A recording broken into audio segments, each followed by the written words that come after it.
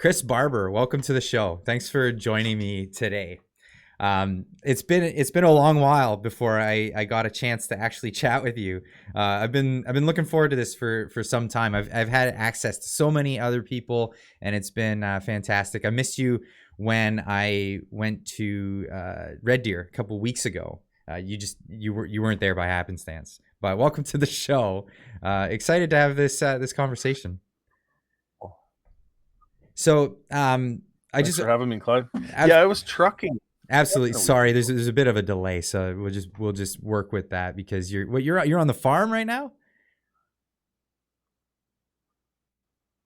I am, yeah, I live about 25 miles north of Swift Current, Saskatchewan. So I'm where the internet is, the tower on the top of the house here, and sometimes it works really well, and the next time it doesn't. So I apologize. No, you know it's it is what it is. We'll just work with that. But so everybody knows you as the convoy guy. You were the guy for the Freedom 2022 convoy lead truck, big red, massive TikTok audience. Somehow had several different TikToks going all around the same time. I don't follow TikTok, so I just got all the reposts. Everybody would repost it on every other social media. But so the reason I wanted to bring you on is because you're infamous, I guess, at this point. But who's Chris Barber, right? You've been in the inquiry, you've been on the Oh, convoy. Everybody knows who you are, but nobody really knows you. well, I'm not much of a public speaker, I guess, up until the last little while here. Throwing me on the stand at the inquiry was, if I told you it was out of my realm, I wouldn't be lying. It was nerve wracking sitting up there having, the hell was it, 50 some government lawyers on you, and the eyes of the world watching you. So yeah, I was very intimidated. I'm just a small town. I'm a farm boy. I've been born and raised on a farm. I still live here. My parents are my closest neighbor at a mile away. I run a trucking company, and we play around on the farm here. I've got horses and animals, and cut hay every year, and I'm just an average guy. I like to drink beer on the weekends and hang out with my wife in the summer. So I mean, like all of us have kind of been mixed up in new positions, I guess, over the past year. I'm a mechanic by trade, passenger car mechanic. I pull wrenches for a living. I still do it. I mean, I'm doing this stuff on the side now. This is sort of a side gig that just fell in my lap. But yeah, it's crazy. So all of these blue collar people come together all over Canada, and this is what really got me excited about the whole movement because there was no like, okay, there's one face to this or whatever. It was a lot of nobodies, a lot of nobodies that are somebodies to somebody, right? And we saw a lot of familiar characters, and then we saw you on your TikTok, and it was like I'd hang out with this guy. This is the kind of guy I'd be having a beer with on a Friday night when all the work's done. Like that so like I guess like people are that's pretty much curious. the guy I am. Yeah, people are curious how this all got going, but like that's what really got people excited.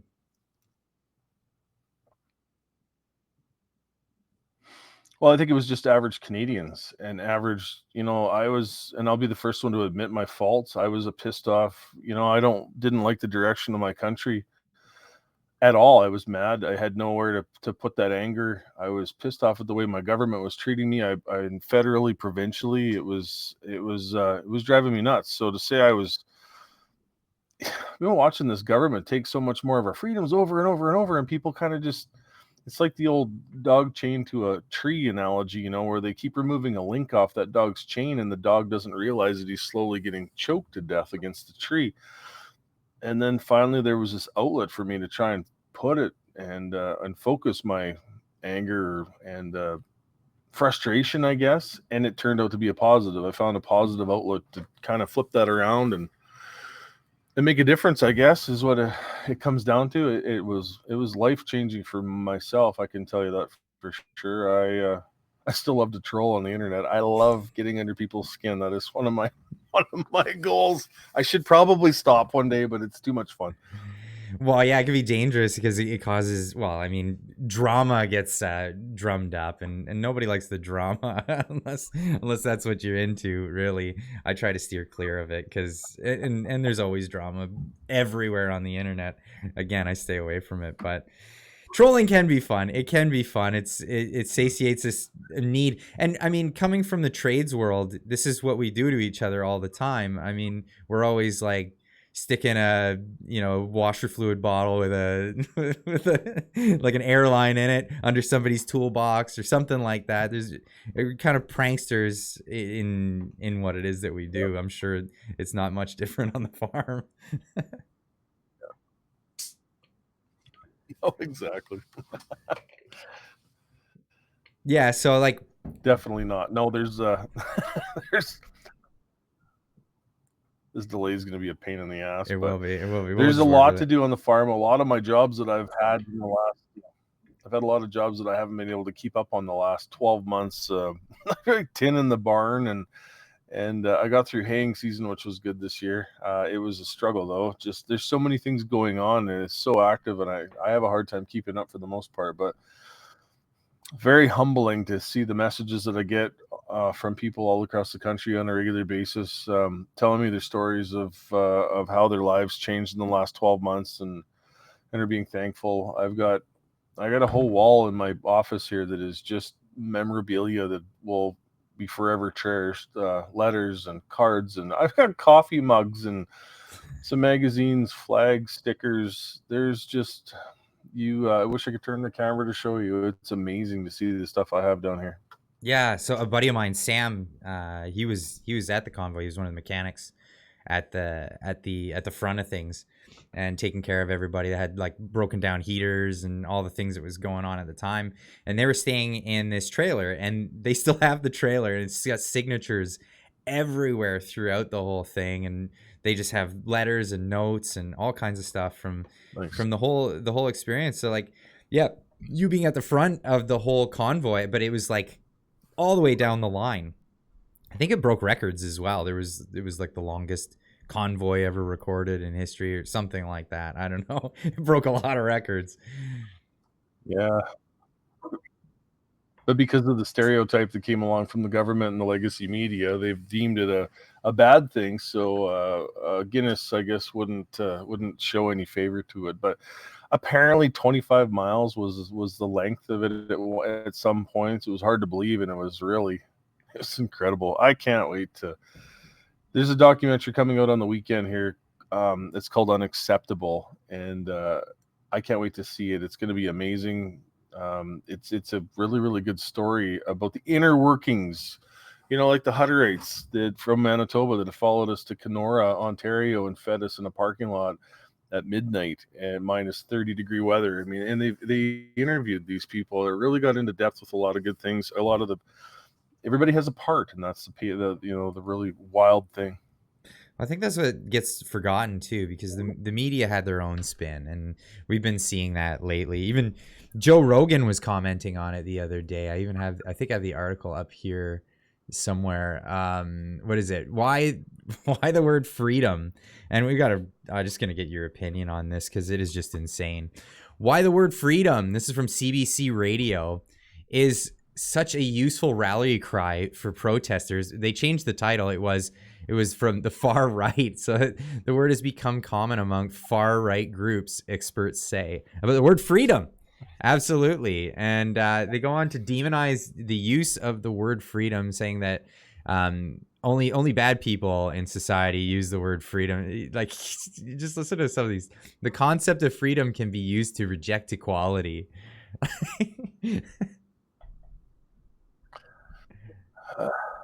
I said to somebody the other day, I'm like, when is everybody else fed up with the woke left ruining our country? Because this is exactly what the woke left is about. They're about taking something positive and meaningful and changing it into a derogatory term just to try and slander somebody else that they don't agree with. If you want your boosters, go get your boosters. If you want to wear your mask, wear your mask. If you want to hide in mom's basement, hide in mom's basement. Nobody's stopping you. But what you can do is quit trying to control everybody else. Well, exactly. They even say here, and this is this woman Anchor, Elizabeth Anchor. She says freedom is a slippery concept, as if it's a slippery slope to something worse.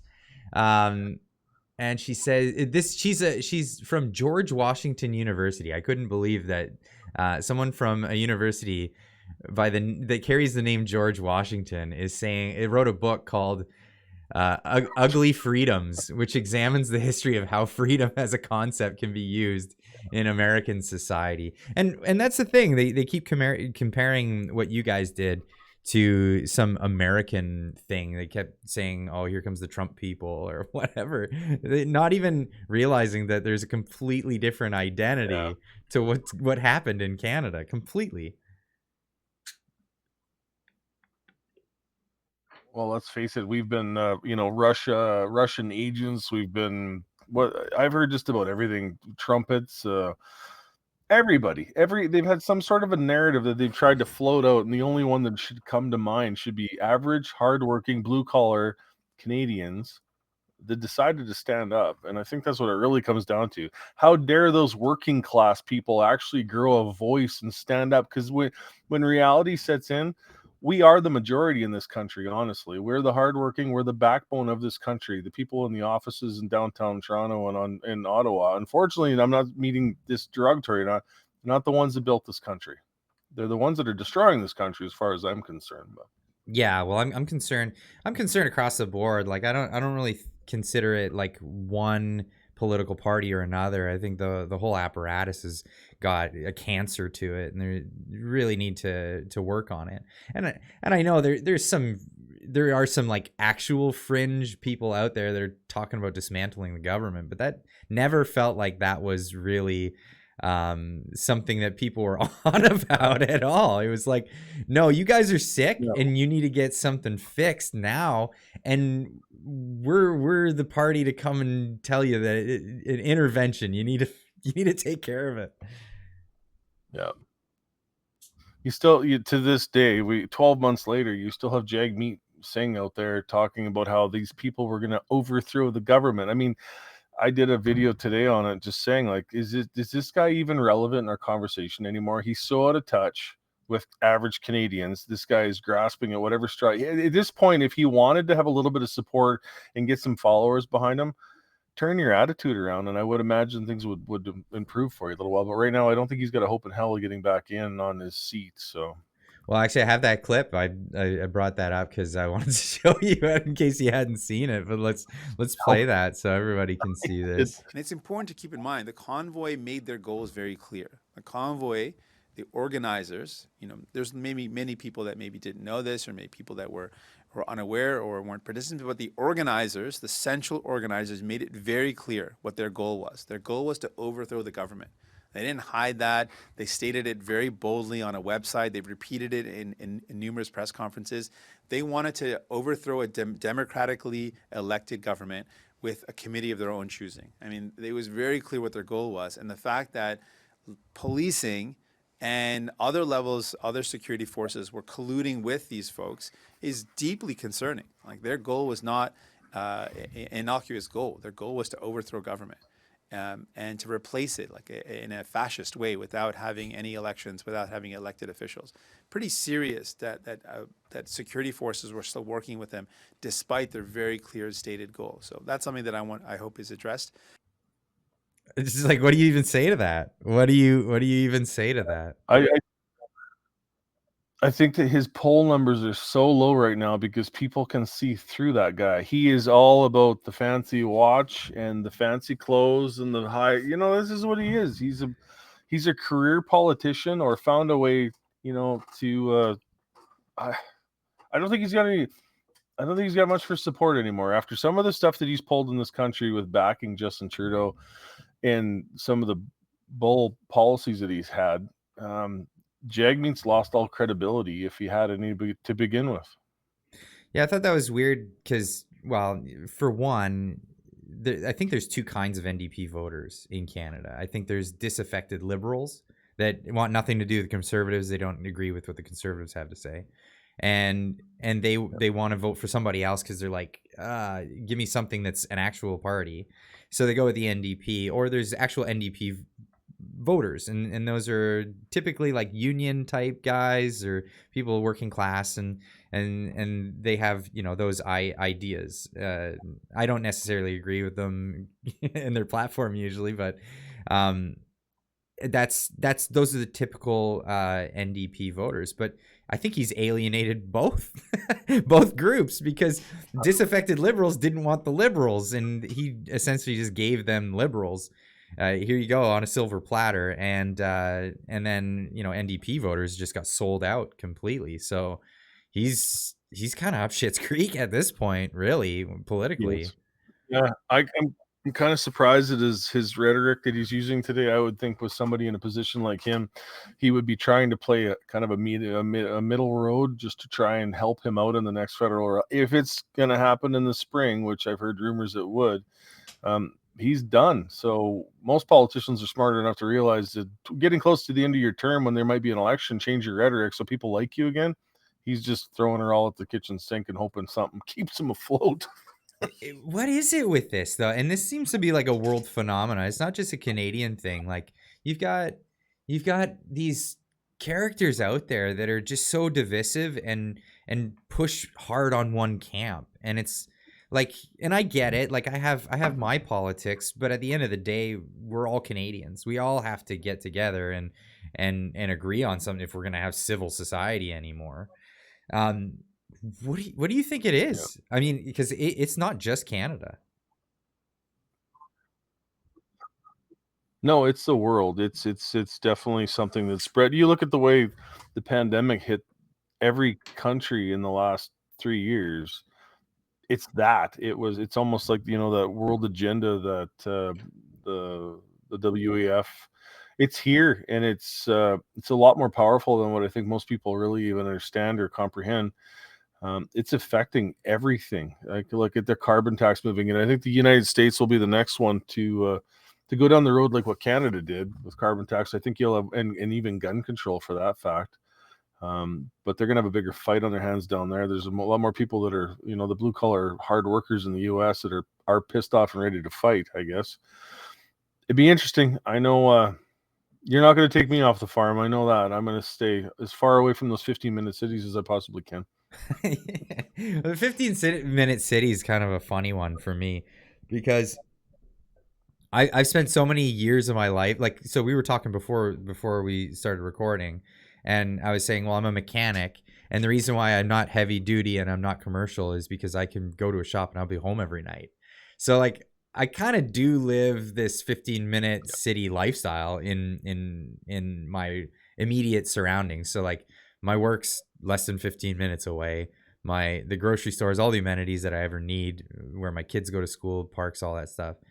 But if anybody told me that I was only allowed to leave X amount of times a year, I'd tell them get lost. Like this, end of story. Like it's not negotiable. Like it's not happening.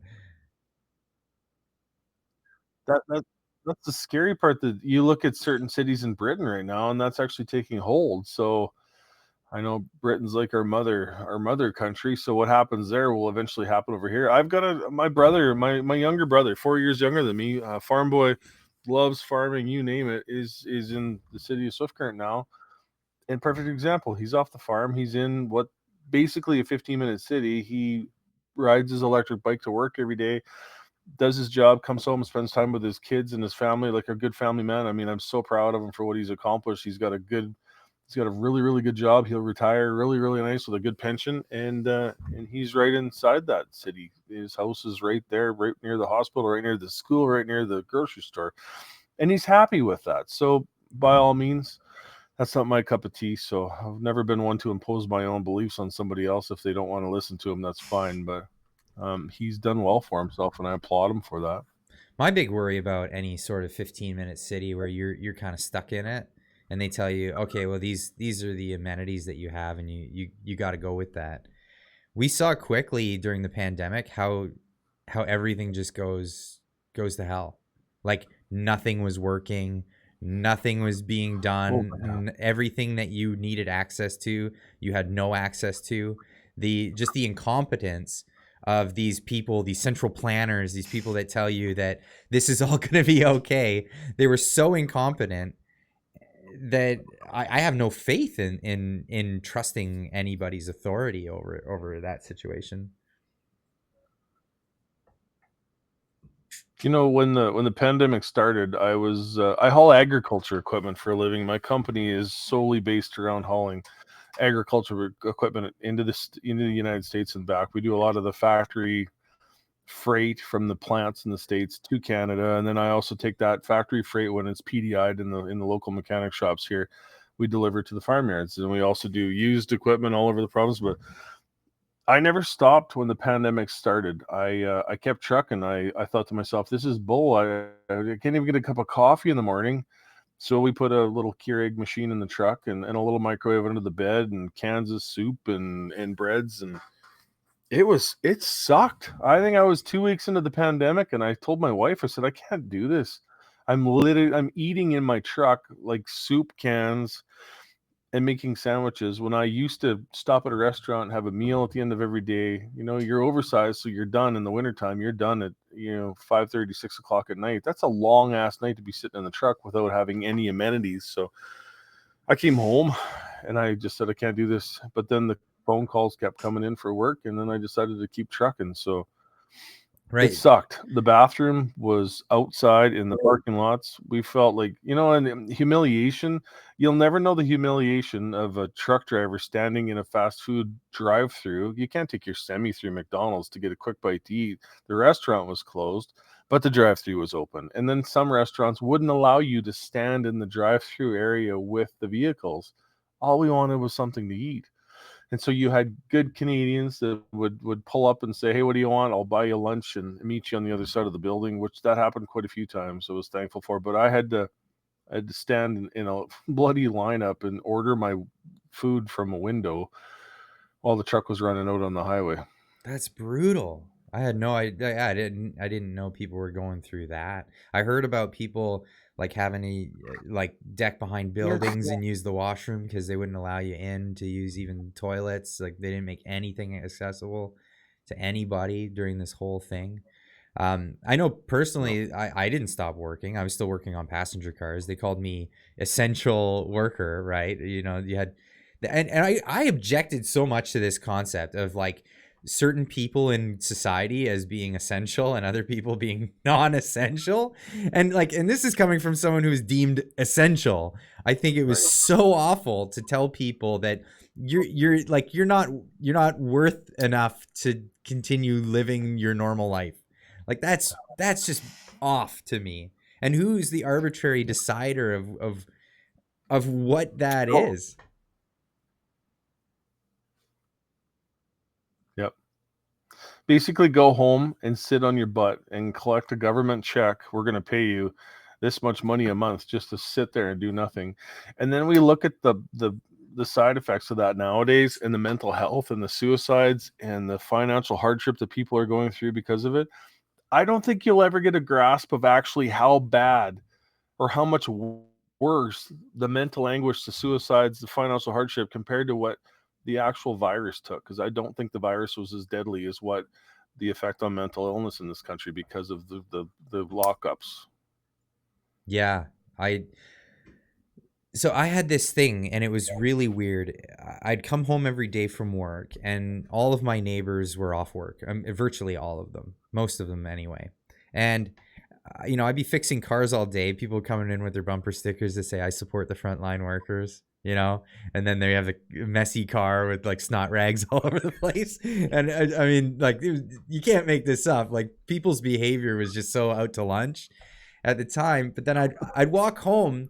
And I live in a townhouse complex, and all the houses kind of face each other, and the garages all face each other.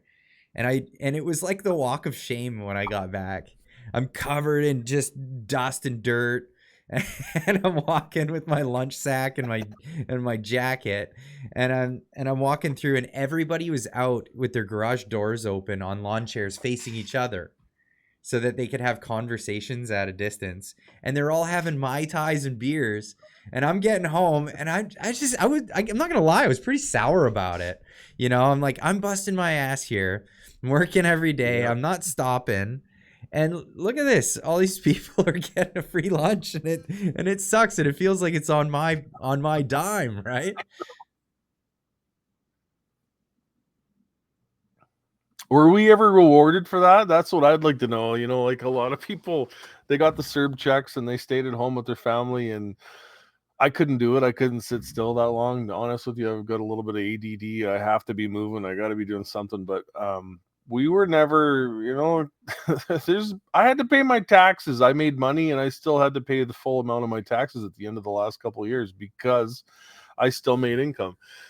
Never got to collect CERB. I never wanted to. I've never been one of those kind of guys anyway. If I can be useful with my hands and keep working, then I'm going to be that guy. So thankfully, I'm in the right industry, and the government required me to keep going, and that kept me probably more mentally sane. I would have spent way too much money on fixing old antiques in the yard if I was home for those full 2 years. Yeah, a lot of people got hobbies over that time period. And apparently, what was it, like GPUs, like computers like sold out in stores because people were buying computers to play video games. Like that was a real thing. That was a real thing. And what's crazy is then time goes by, and everybody has to pay back the CERB payments. So the CERB was the benefit, for anybody who's listening. I can't remember the exact acronym, Right. but it was actually a loan. It wasn't like a, here you go, take free money, see you later, bye.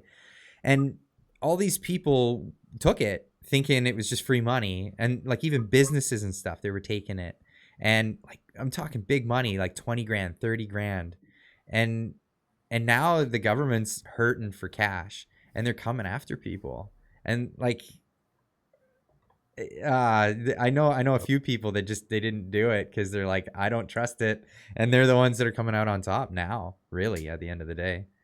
Well, I thought the CERB, I thought it was different. There was like business plans where you could get a loan from the government. I heard my accountant phone me once, and he said, you know, if you take the loan out from the government for $40,000 and you pay back 30 or something like that within the first year, you get to keep 10,000. I'm like, I don't want it. I'm good. Don't worry about it. But I thought the CERB, I thought that was like social assistance for the pandemic. But did they have to pay some of that back then? Of course. So I don't know the total details, but I know a lot of people were later deemed ineligible. Like they were authorized for it immediately, and then they were later deemed ineligible. And then some people were told they had to pay a certain amount of it back. So like maybe not all of it, but like some of it. I know there was a few people out there that they actually they were on unemployment at the time, so they were like already approved for unemployment. They got booted off unemployment, put on CERB, and then months later told you have to pay it all back. Oh shit. People are in enough trouble in this country financially as it is right now. And then you start doing stuff like that and taking somebody out of the workforce for a matter of 2 years. Like like I said before, I think the financial impact of the families in this country is far worse. Like the mental health and all the trouble. There's a lot of people out there struggling right now. And then you come out of the pandemic, and then inflation kicks in and nails everybody. You know, like $9 for a jug of milk the other day that I had to pay at one of the grocery stores in town. Like I remember when that was $3-4. So I actually covered this story a couple of weeks ago. I don't have the article up with me right now, but it was there was a milk farmer. I think he was from Ontario, and he just got fed up, and he said, I'm outing this because there's a dairy lobby, and apparently it's like the mafia. they're like super strong lobby group on behalf of dairy farmers, and it's I mean, I don't know how to get to the crux of it because it's such a big story, but essentially it's this thing that's been around since the 1970s here in Canada, and it runs the dairy industry, and they're the middleman between the government and the dairy farmers, and the farmers are forced to meet quotas, and they have to meet these particular quotas. If they're under, then they have to pay. They have to pay fines, and then if they're over, they have to dump the milk.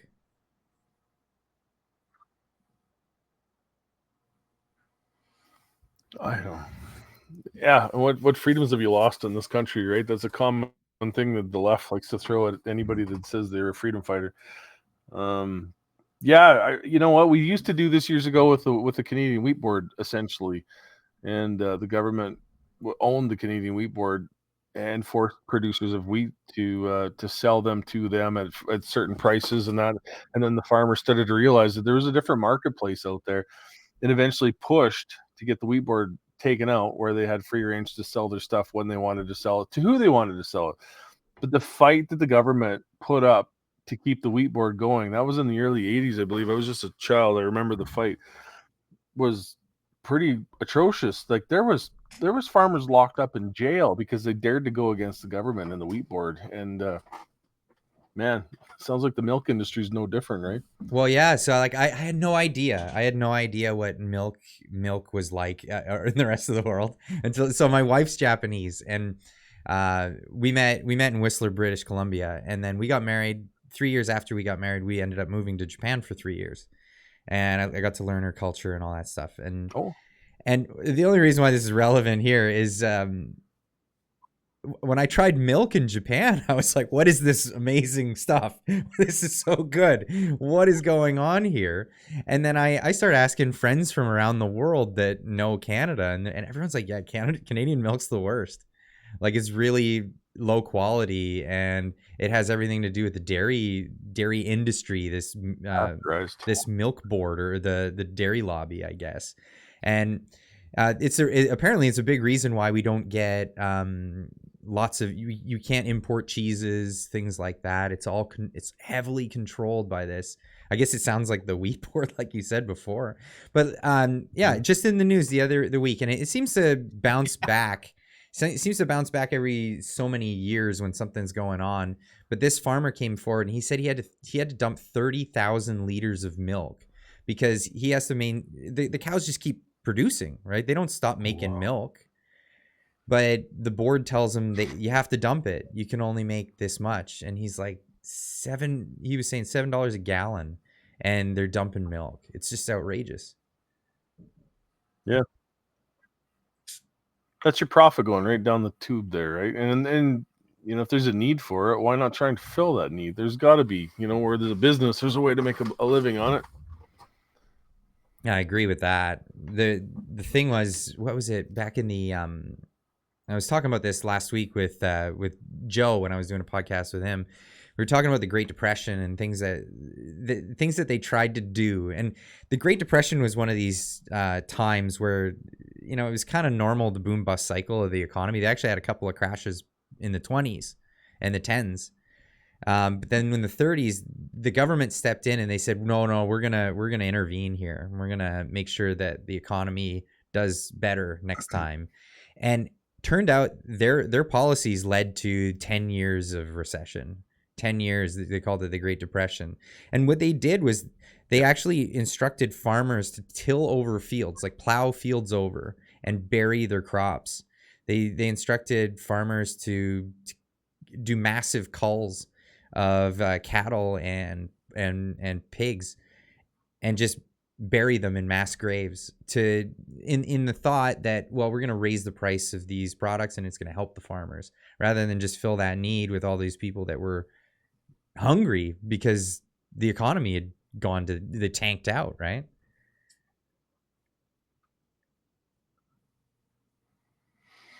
It just goes to show you, we keep repeating these cycles, don't we? And I don't think we're in a recession right now. I'd have to say it's a mild one, but it's still there. But when you look at the way inflation is right now and the cost of fuel, the carbon tax keeps going up on a regular basis. Everything is a result of that. Like every time I pay a bill, I did some hydraulic hoses on a truck the other day for my son's wet kid, like his hydraulic PTO system on his truck. And I'm like, well, I'll take it in and get the local shop to do it. Thinking, you know, that'd be $2,000-$3,000. It should be an easy bill, you know. No, it was $7,500. I almost shit my pants. It was kind of is that inflation now? Like the shop rates have gotten so high, I do more work at home myself right now, and then that takes away from the local shop making money in Swift Current. You know, like your job right there would be affected if you're on the truck side of things. That's where we're going right now, and I think it's gonna hit hard eventually. How can things keep going when they're trying to push this more? The government's making more money off, especially when it comes to climate and the carbon tax, and the end producer is the one, or the end consumer is the one spending their hard-earned money on trying to cover the cost of this stuff. It's just, I'm not an economist, but holy man, it doesn't take much to put the math together. No, it doesn't. And like you said, shop rates are going up. I had to say to my boss the other day, because we hadn't raised shop rates in a while. I said, hey, we're probably going to have to put those up. He's like, oh, really? I said, yeah, because I'm going to need more money and you're going to have to make more to pay me. Like, this is just the way it's going to go, right? Yeah. Like, you got to justify it. And that's, yeah, I mean, everything else is going up. So everything else as well goes up. Yep. So, yeah, it's crazy, though. And it's, I think you nailed it. Like it almost feels like it's artificial. Like it's the government that's pushing this on us by either inflating the currency or adding these new taxes to save the planet. Are we saving the planet? Like, are we really? Like, yeah. That's insane. I don't know about you, but I've got my pickup truck doesn't burn a damn thing. It's on DEF fluid, and we're doing what we are when it comes to emissions right now. You can fire up my pickup truck in a garage and not die, you know, if the doors are all closed on it, because there's no pollutants going out in the air.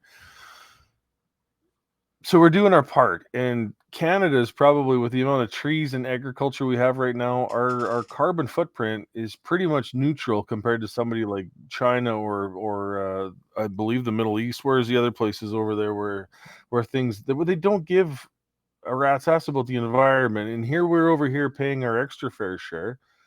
If only the Canadian government would take a little bit of that energy they're putting into trying to nuke our businesses and try and put it to good use by pushing some other countries out there to quit with their waste. I think there's room now for a new environmental movement. I've been saying this for actually a few weeks now on my show publicly, saying I think we could come around, because people do care about the environment, the real environment, right? Not this giant catastrophe, the world's going to end, Chicken Little skies falling stuff that they're coming at us with. Like, there's some real environmental concerns.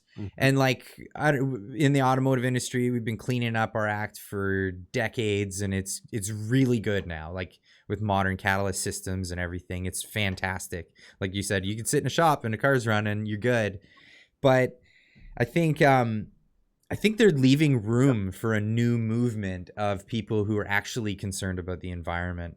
Because I mean, while all this is going down, there's a big cloud in Ohio burning away with chemicals, and there's nothing to see here, right? Yeah. Let's not look at that. You know, we're just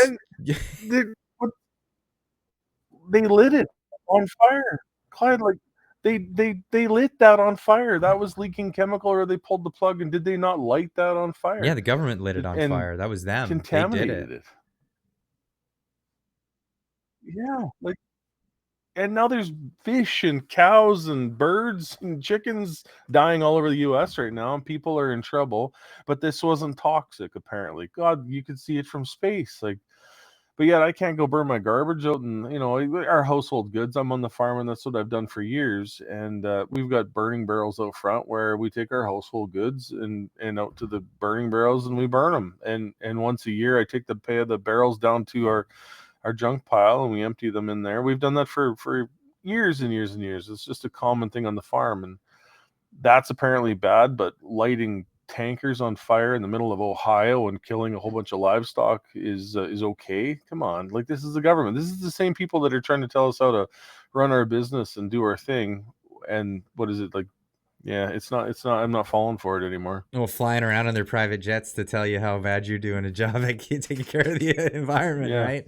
So, but like, you get onto the garbage burning. Like, I don't know how it's done on a farm, and I've seen there's pretty efficient ways of doing it, but like on a grand scale, Some countries, like some of the Scandinavian countries, I know Japan, for example, they burn their garbage. Like when you sort your garbage, when we were living in Japan, you sort it by what's combustible and what's not combustible. That's how you sort your trash. And none of this blue bin or any of that stuff. It's what can burn and what can't burn. Put it out on the street. You pay for it, by the way. You have to buy tags to pay for your garbage disposal because yeah, I mean it's whatever works. But they have such high efficiency apparatus. Like they have these incinerators with really good catalyst systems and like multi-stage systems where they burn it down to a particular micron and then off to another micron and then whatever until it's nothing. And then they make energy out of it. So they're like they're powering cities, they're doing all this great stuff out of it. But over here, we take our trash and we ship it over the Pacific Ocean to third world countries for them to sort through and see if we did a good job recycling it or not. On diesel tankers, man. Like it's so backwards. Well, you take the city of Calgary or Edmonton in Alberta, and they truck all of their waste. All of their waste goes out of there in semis, in big dumpsters. I would have to say probably an hour's drive. I believe one of the big waste fills. There's a couple now. The towns are I'm missing the towns right now. And they build them up, it's just compacted garbage day after day. They pull dirt in and pour it over top. And that's what we do with the garbage. I don't know, at least when I burn it in the coulees here, it's gone, it's done. And then we cover over the hole. But yeah, well, no, I mean, it works. And go to the Cayman Islands. Here's the perfect example. Go to the Cayman Islands. When you go to the Cayman Islands, the tallest place on the complete island is the garbage dump. You can see it from the air for miles. That's insane. That's insane. I've never been to the Cayman Islands. Make sure to put that on my list to do things. Check out the environmental disaster they're doing. Yeah, but more beautiful place. Yeah, well, exactly though. Like there is room now for us to have a decent environmental movement. I've been saying this for a while. Like you shut down logging in Canada and in America. What do? They go to places where it's politically unstable and they take out forests and they clear cut them in like the Amazon and stuff. Like why allow that to happen when we can do it in a controlled way that's sustainable, where we keep major root systems in the forests, we come back in, we replant. It chews up so much CO2 out of the atmosphere anyway. I mean, growing all these new trees. It's a no-brainer. It's a win-win. And these people are coming to the table just saying, no. Here's the deal. Wow. What we're going to do is we're going to take your industry, we're going to shut it down, we're going to put you out of work, and your entire livelihood is gone, and then we'll all be happy, right? Yep. I don't know, on the farm where I live right now, I seeded hybrid poplar trees, and within 3 years, these hybrids are the height of your house. Now, I'm not an environmental, engineer by any means, but why can you not seed fields of those things and produce lumber plants? Every 3 years you'd have, a crop. It doesn't take much to think. And then you're not cutting down the mountains in BC, but then you put a lot of people out of work out there too, right? So I live in a little town in British Columbia that's based on logging. Like the whole town is famous for logging. We have the Lumberjack Olympics every year. It's world renowned. It's huge. Yep. And we'll get out of towners or new people coming to the town, and they'll be like, wow, the trees are beautiful here. See, this is what it looks like when nature is kept untouched. And you're like, fool, are you kidding me? This area has been logged over like 30 times in the past 150 years. You won't find a tree that's younger than 30, Like, it's just, this is not what old growth looks like. But yeah, it is beautiful. And I'll admit that's correct. It is beautiful.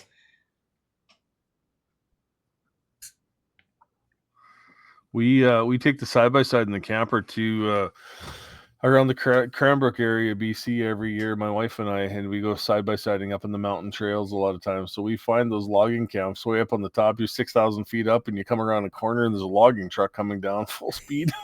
we get in a little bit of trouble there every summer, but man, is it some of the most beautiful things. The favorite thing that we do is we go find the old mine sites, the abandoned mine sites, preferably. We were at one this last year where it was fired up in the late 1800s. I believe it was decommissioned in 1960, I think, something like that. The mine shafts and everything were all still there.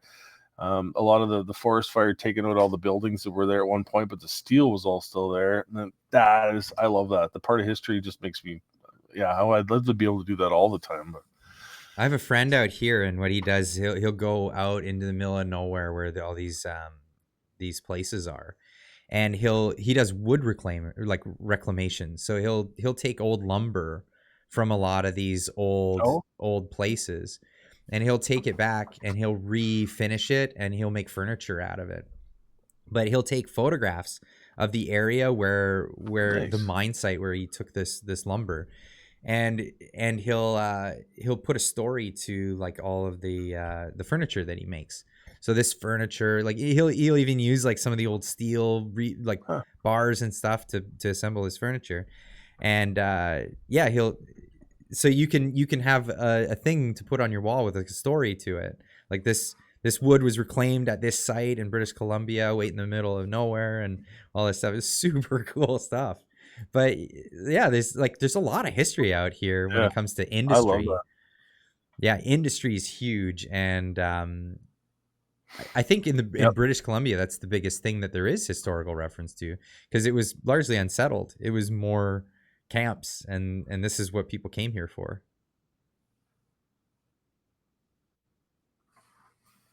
Yep. A lot of that stuff, and if you can spend the time to go find that sort of stuff, there's so much history and so much lost history of British Columbia up in the mountains, in the logging camps and the mining camps and all that sort of stuff. Like we've seen some pretty cool stuff. An old gold camp, mining camp from, I don't know, 1800s probably, where there's a stream running through and you can see where the old buildings were that all fell down at one point. Tin cans all over the place. Like just out in the middle of nowhere, up on the top. We got up there with side-by-sides. Could you imagine horseback getting that stuff up there? Would be insane. No kidding. And people would do it. I mean, there was that whole gold rush that happened. When was it, in the 1800s, the late 1800s? And people dropped everything. People dropped careers as like lawyers and stuff to go just trek up in through Canada, and on the odd chance that you'll strike it rich with some gold in a gully in some mountain pass. It's insane what people put themselves through. Oh, my wife probably wants to kill me. Every summer we go up into the mountains and I'm looking for the rocks in the stream, seeing if I can find that one nugget, right? And then this year we went to this old camp on the top, and I actually I found rocks with the gold flakes in them, and I was so proud. I still have those in my mantle in the shop right now. That I found gold, and I've actually found silver too, but it was just the loose stuff that was mixed in with the rocks. But finally, after how many years ago to BC, finally found a little bit of gold and silver. Oh, nice. Well, the Fraser River, the one that runs right through Vancouver, they say that no matter where you go on that river, you'll find gold. It's always there, and it's always flowing down from the rocks coming. Yeah.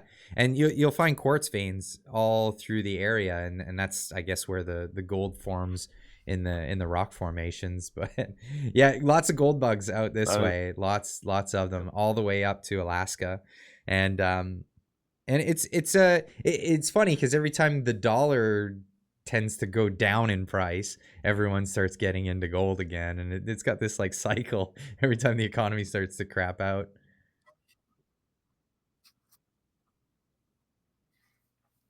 I don't even know where the US dollar is right now. I usually play that dollar when it comes to the US. We take quite a bit of loads payable in the United States dollars. So every 6 months I have to do my transfer from US to Canadian, and I haven't done it for a while, so I don't know where the dollars are at the last while. It's been so busy the last while. I haven't had time to catch my breath. I think Well, it seems like it's a constant run. Tamara and I had trial today. I don't know if you want to get into the conversation of that. Yeah, sure. We had Zoom trial today in Ottawa. I had to, because my internet is a little sketchy here at the farm. I went over to our local municipality office with my laptop and sat there under their high-speed internet all day and took part in court. So couple different things that are going on out there right now. Well, before you If get anybody into doesn't know that, that, Tamara and I are going to be yeah, tried together in September. before you get into that, just explain to everybody what you were actually charged with. So this was back in middle of February last year.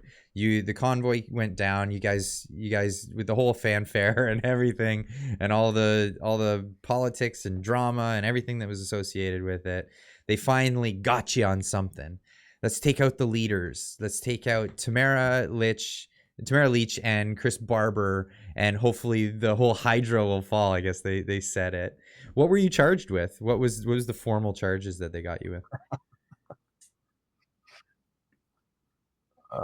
Originally, we were charged with mischief, counseling to commit mischief, and then later on, I think it was another month later. I don't remember exact dates.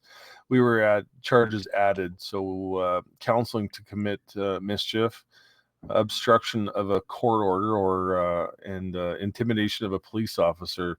What today was our particulars motion, so we could find out what exactly we did wrong and when we did it. And the Crown prosecutor has a few little issues right now. When I was arrested on February 17th, they confiscated my cell phone. And if anybody's following some of this stuff, you won't see it in legacy media. You'll see it on the smaller, the good, reliable news sources.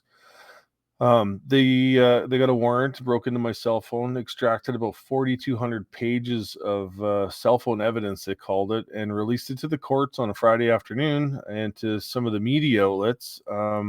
Everything, my entire lock, stock, and barrel cell phone was released to the general public. If you got a copy of it, my private conversations with my wife, my ex-wife, my children, my business customers, emails, social media. Obviously, they didn't find a smoking gun, or they would have announced it by now. But my privacy rights were destroyed, and so we've launched a charter challenge against the courts, and that will be heard March 23rd, March 24th in Ottawa. And so today, the particulars motion we're in, and because of that charter challenge coming up, it was a whole day in court, fighting through different things, and it was adjourned. So we were supposed to take 2 days this week to do the particulars, and we didn't get to any of it because now we have to get a different Crown prosecutor involved because he needs to answer to why he released all this personal information, including conversations with lawyers Keith Wilson and Eva Chipiak too. I might want to say they were right there in the cell phone evidence. Yeah, 4,200 pages was dumped right there. So that's against the law. It's going to be interesting next couple months here. It's actually one of those things that's protected. Your lawyer was solicitor-client privileged conversations. It's inadmissible in court. They can't do that. That's against like the ethics of the legal system. Yes, yeah, it's feel pretty violated. It's been definitely. Imagine that, having your cell phone. I don't have anything to hide, but my personal information is my personal information. Conversations that I've had with my wife or my ex-wife or my children.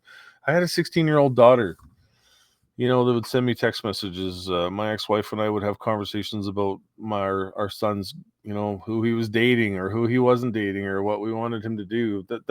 Those conversations are supposed to be between two people, not released to the courts. And on the first page of the evidence file, it states that there was a significant amount of personal information that was in these dockets. Like, that was what the police person that pulled the information off the file seen and identified at on the first page. So they went ahead and released it anyway, so they'll have to answer to those that allegation here next month. And I'll be flying back out to Ottawa to take part in that on the 23rd, 24th. So there's lots of trips back and forth, I guess. So is this something that they're looking to drop all the charges? Or because I mean, consulting to commit mischief, that sounds like such an obscure roundabout way of saying, we got you with nothing. We're going to throw something at you anyway. Yeah, well, that's what the lawyers put in for, is a stay of proceedings. That would be the best case scenario. Let's hope that happens. Of course, then Tamara would be facing trial on her own in September, and we got into this together. I guess we're going to fight right to the death together on it, is what I would like to say.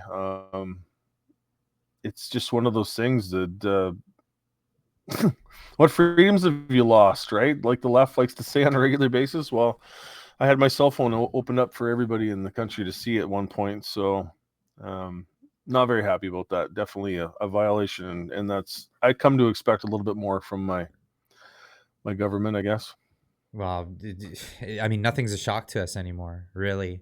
Like I've been reporting on this now for a year. No. So I got into it for the Freedom Convoy, and then I'm like, screw it, I'm in it for the long haul. I'm reporting on all this stuff, and since I saw how much, and here's the thing, right? I've been watching this brew up in America and other countries and all this other stuff, you know, with Brexit, for example. When Brexit happened, they kept saying, the polls are saying nobody's supportive of this thing, like nobody wants it. And then they had an election and it went to Brexit.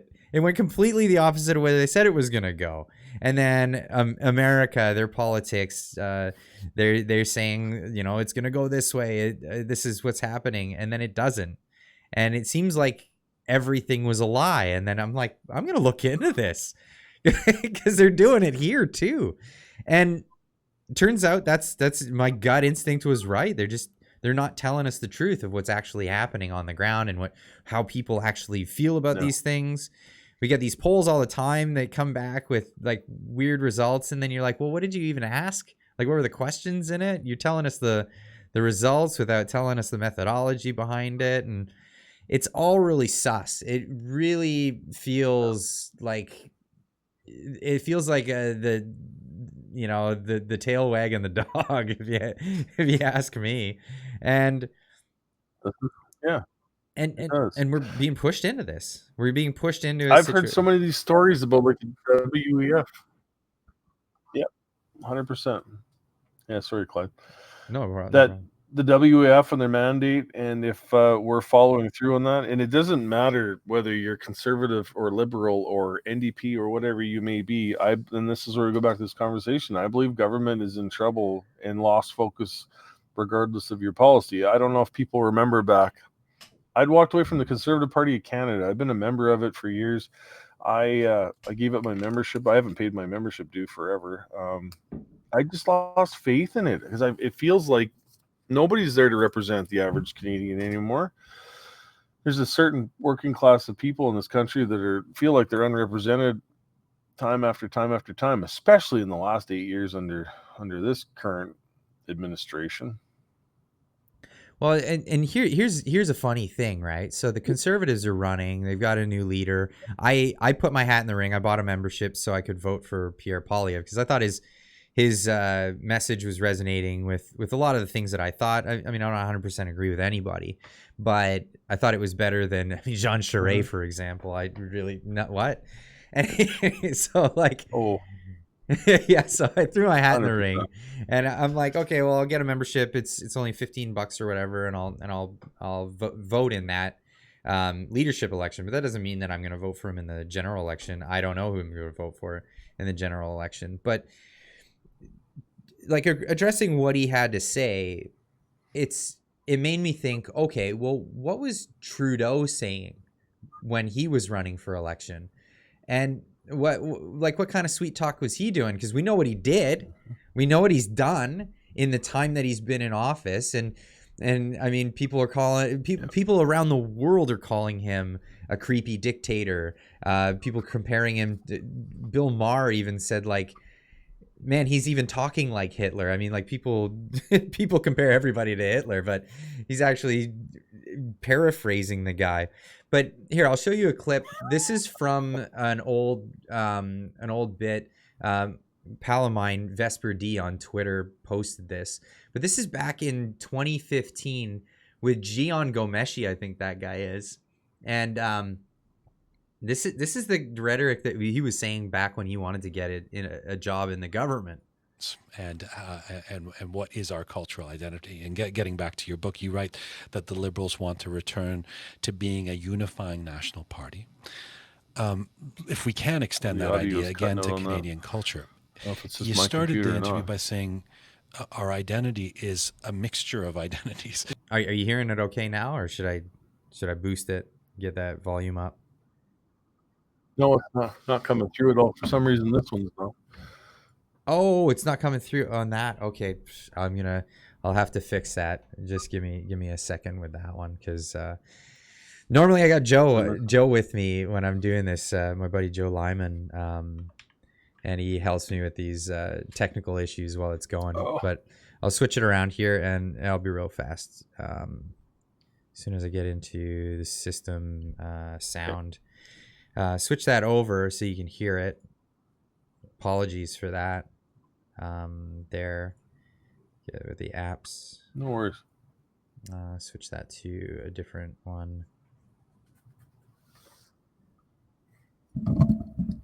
Maybe that might be better. Nope, that's not the right one. Let's try that again and switch it over there. Okay, this should be better. You should be able to hear it now. That we have. You good? Is there such a thing? Is that working now? There you go. Okay, cool. Let's play this. And what is our cultural identity? And getting back to your book, you write that the Liberals want to return to being a unifying national party. No, if we can extend that idea again, I did hear him culture. Are you kidding me? Is this happening to me while we're going live and it's jumping all over the place? You started the interview by saying our identity is a mixture of identities. The diversity that we have. Is there such a thing, Justin Trudeau, as a singular, unified Canadian Still nothing, identity? no. I don't know if it's my computer, my connection, or not. But okay, anyway. So I'll just tell you what he ends up saying. So this is a younger Trudeau, and he's talking with Gian Gomeshi. And what he's saying essentially is that, Canada is like a unified, we want to be the unified party to bring all these people together. There is a distinct, clear vision for Canada. Canadians are, they have a distinct identity, but at the same time, there's all kinds of new people that are joining our society, and we want to be a welcoming society for them too, as well as introducing them to the original identity that Canadians all have. I don't know anybody who couldn't get on with that description of it.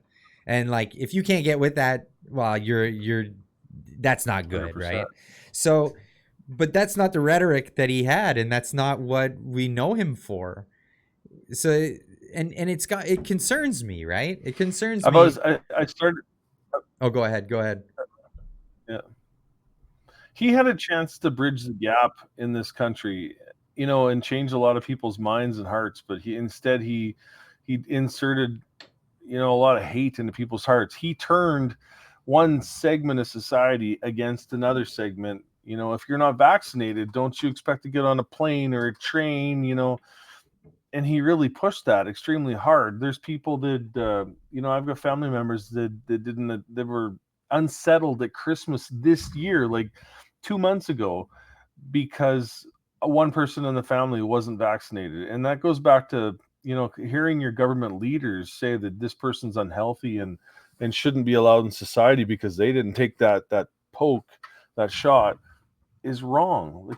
And I hope he hasn't gotten away with this. I hope he's held accountable for that someday, for his rhetoric.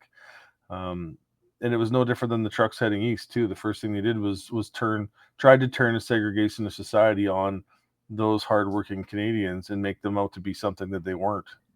Racists and misogynistic. I've seen every color of skin in Ottawa. I've seen every race, everything was there. I've seen people from Quebec hugging people from, Alberta, for crying out loud. That's huge. So, how many years has Quebec been alienated from the rest of Canada because of why? Because the government made it that way. Yeah, you're right. Like, so there's this whole, I talk to people from Quebec and they don't even know about the transfer payments from all the other provinces.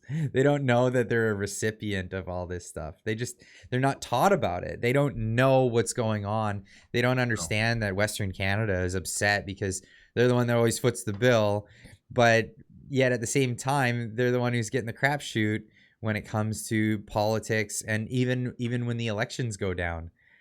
Every time, as soon as because for people who are listening that don't understand how this works, when we do our votes, everything comes in, the polls will close at the same time, but the time zones change. So as the time zones pull in their votes, as soon as it passes Ontario, it's usually called. The rest of Canada doesn't even get it as a side. There's nothing.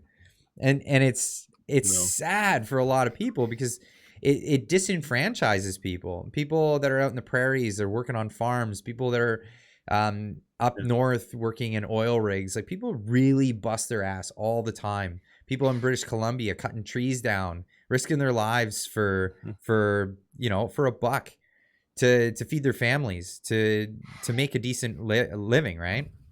And then just to be poo-pooed, like, oh, sorry, this is just how it works. We don't have to listen to you. We're gonna impose our will on you, and then if you don't like it, well, you just go pound sand. It's just not a good option. Yep.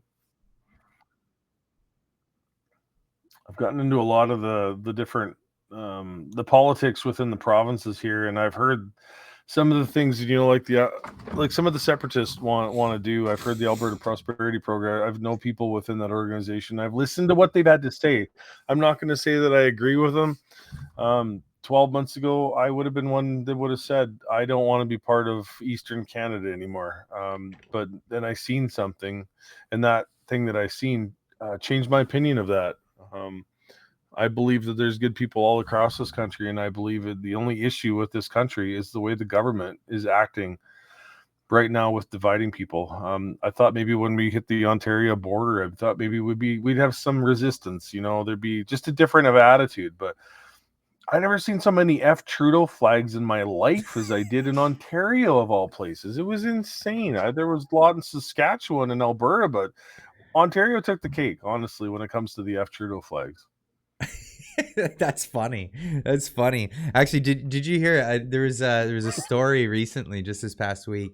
Now maybe I can pull it up. But this guy was an Australian born guy, and he emigrated to Canada. He's living on Vancouver Island, and he was being sworn in for his citizenship. He'd gone through the 8-year process of doing going through all the hoops to become a Canadian citizen. And then he's at the swearing in. They have the swearing in ceremony, but normally you have to go to a government building for it, and you do it there, and then you swear in and say that you plead your allegiance or whatever they tell you to do. And because of COVID, they've been doing this all on Zoom meetings, right? And so he's in this Zoom meeting with all these people. They still haven't gone back to this. Like, all of our government buildings are still under lockdown. You know that, right? Like, it's still all. I know a guy who works for Canada Revenue Agency, and he's like, yeah, we still have mask mandates and distancing rules. It's crazy. But so he's in this meeting, and he's watching all these people as they're getting ready to become Canadian citizens. And he's looking around, and there's people waving flags, like their country of origin flags and Canadian flags. And then he starts seeing like all this like LGBT stuff. And there was like a Canadian flag with the rainbow colors. And he's like, oh, that seems a little like political. And he's like, all right, well, I've got mine on the wall. He turns his camera, and he's got a F Trudeau flag behind him. And he flies that at the ceremony. Anyway, it didn't last very long because they butted in and told him he had to take it down. And I mean, you could say that maybe that's disrespectful. Yeah, I don't know. I was talking to somebody the other day. Go ahead. Yeah. I've kind of changed my tune on that flag a little bit. Maybe it is a little bit disrespectful. I didn't see that 12 months ago, and I still don't think he's a good leader, and I would never vote for him or stand behind him. But I thought the other day with my good friend Joseph Burgo, we thought of this other way we should do it. We should change all the flags from the F Trudeau to Fire Trudeau. I think that'd be a good way to change it. Probably the way most of Canadians feel right now is he should be fired, but Yeah. be a good way to take the change the F's around a little bit. That's not bad. That's not bad. I could get on board with that. I was always glad that they put a maple leaf in the middle of it instead of actually like having the full written out thing. Yeah. But yeah, no, Fire Trudeau. So I could get on board with that because I mean he might be gone. Who knows? He might actually resign. That's what some people are saying. I got one of those stickers on the back of Big Red. It's the F Trudeau, not in the good one. And I've got one in the back window of my pickup truck. I'd be happy to change it over to Fire. I should probably look into doing that. So did you hear that? Well, you heard that Jacinda, I don't even know how to pronounce it, from New Zealand, the prime minister there, she resigned. Jacinda Ardern, she was basically the female Gollum version of Justin Trudeau. She went from a real like healthy looking woman to a horrible troll. Like evil does a lot to a person's body, I guess. But then recently also was it I think it's pronounced Sturgeon, the woman's name. Nicola Sturgeon from Scotland, who is apparently this huge woke person. She just stepped down. And now people around the world are speculating whether or not Justin Trudeau, because he's the leader of the woke world, is going to step down coming up soon. Do you think that's a possibility? I hope so. I don't think when you've been as destructive as what he's been towards, this country, and whether you like him or you hate him, you have to admit that he's had a huge impact on some of the division inside this country. He has been the one that's created it with his rhetoric. And he needs to answer for that for the most part. I don't think he's going to step down. I think he's too much of a narcissist to do that. He will see it until he's voted out, I would imagine. I don't know. I really wish I had an answer for that. I think tomorrow when I know this will be released a little bit later, but when the PO, the results of Justice Rouleau's commission comes out on Friday, I hope they're in favor of making things. I think it'll set a lot of people's mind at ease. Hopefully it doesn't divide people more, I guess is what I'm trying to say. Yeah, well, it's hard to tell. It's hard to tell because I know this thing about the media, right? The media will always release bad news for the government on a Friday, and they'll release good news for the government on a Monday. And it just seems to be the way the media, because the media works lockstep with the government. Like there's no ifs, ands, or buts about that. That is absolutely, it's not some weird conspiracy theory. Yep. They're pals. There's this weird incestuous relationship with the media and the government that needs to go. But we could get on talking about that. But what happens is a Friday story will get buried by the weekend, because by the time Monday comes around, everyone's had their weekend, they've had their fun, they've forgotten about it, and then they're moving on to the next thing. On a Monday, if the news drops, then that's the week's news, and they're talking about that thing all week. So they're actually bringing the date of the release of the inquiry's results 3 days back. It was scheduled for Monday. And now they're putting it out on a Friday. And we're releasing this podcast a whole week later, and we're speculating on what's going to happen in the future after it's already passed. And I don't know. It could be bad news because of the timing that they're throwing it. Do you want to predict? Sure. Make a prediction. And I guess it could be. Yeah, it could be bad news on the... I'm kind of a firm believer on what Keith Wilson says. When you listen to Keith Wilson talk, he thinks that there's going to be kind of an adequate thing in there for both sides. He thinks Justice Rouleau will come out and say, well, if you belong to the left side of the mill, that he's going to find fault with the protesters. And then if you're following the protesters, you're going to find fault with the government. And it's going to be kind of a meet in the middle kind of a thing. And he kind of thinks it'll be really useless. I guess when it comes down to it, it really won't put us anywhere different other than costing the Canadian taxpayers like $16 million to do this big inquiry and come up with no results. So I am very curious to see how it goes. What are your thoughts? What do you think it's going to do? I'm so conflicted on how I think it might go, because just how the whole process went. I know that the government was so seedy in their approach to it, because I was watching it religiously. They, every time they would come up with a new testimony, they'd nail everybody with like 1,000 pages of documents the night before. Okay, here's all the stuff we're going to be releasing, and you're going to be able to cross reference and cross examine us based on this evidence. Or they would release evidence and then it would be redacted. Then that became a meme on the internet. It's just like any government document is just black lines everywhere. And they were claiming things like client solicitor privilege where it didn't belong. They were saying like cabinet confidence when it was talking with staffers, not cabinet members, and like all of this stuff. So like, I feel like right away that's really seedy. And then, you know, you see Rouleau and it's like, is this guy going to be impartial?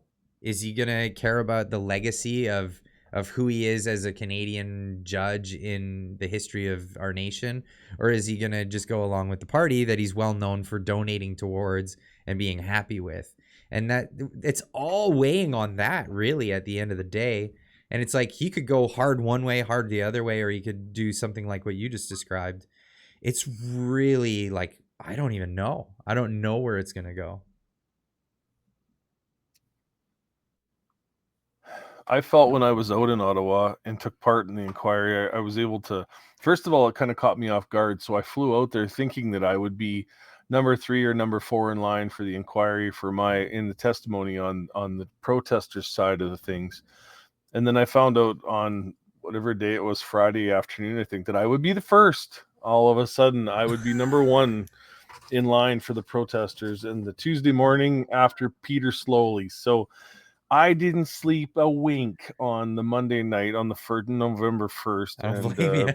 I was up all night, you know, like I sat in there. I sat in the crowd or in the inquiry, and I watched it, and I got a feel for it, and it was really nice. We were able to go in the night before and have a little sit down with the prosecutors and have a little chat and sit in the seat and kind of get a feel for the courtroom and where you were looking. And it was funny. Keith was I was fairly well prepared for it. The lawyers worked me through just about every angle they could, you know, right from, you know, you sit in your chair and there's John is going to be standing here talking to you, and Justice Rouleau is going to be over here, and there's 2 people that you focus on in that courtroom. And when they ask you a question, do not look at the lawyer sitting in the chair like Keith and everybody else were sitting there. Do not look there, because it will look horrible on the screen. So when I got into the chair and got familiar with it and realized that there was just 3 people in the room, myself, Justice Rouleau, and John Mathis, it actually got a little easier, and I felt like I got a little more comfortable and I was able to speak. But listening to Justice Rouleau, I had a really good feeling listening to him. When I was done my testimony, Justice actually paid attention. He actually had questions for myself and for Tamara. You could tell he was actually interested in what our sides were and what our story was. And sitting in the front row of the inquiry for the couple weeks there, he actually did pay a lot of attention to us. He was watching us constantly, and that left us with a really good feeling, like maybe he's going to look at it as a fair judge and hopefully look at the evidence was there. There was more than enough to show government incompetence in every level of the RCMP, as well as OPP and city police. And, you know, it could have been resolved so much easier if a conversation would have took place instead of, you know, jackboots on people, on innocent Canadians. Yeah, it's crazy. It's crazy. So like what I see of the whole event happening when it came to the Emergencies Act, because of what happened in the inquiry, like we saw the failure on every level. They just didn't even know what to do. And that goes to show, like, if you think that the government's in control of anything, really, just wait until a bunch of truckers say, I ain't doing it. Like they have no control at the end of the day. And we should all be glad that it was a bunch of peaceful, blue collar folk, they were just coming there to just go, hey, let's have hot tubs and bring our kids and we're going to have bouncy castles and stuff. If it was a militant group of people, that would have been really bad news, right? That would have been really bad news. Like if it was all the things that the media had to say about him, like it would have been totally havoc. It would not have been how it went. It was You brought up the perfect point there to a story that I have. I worked with law enforcement every single day for the full term.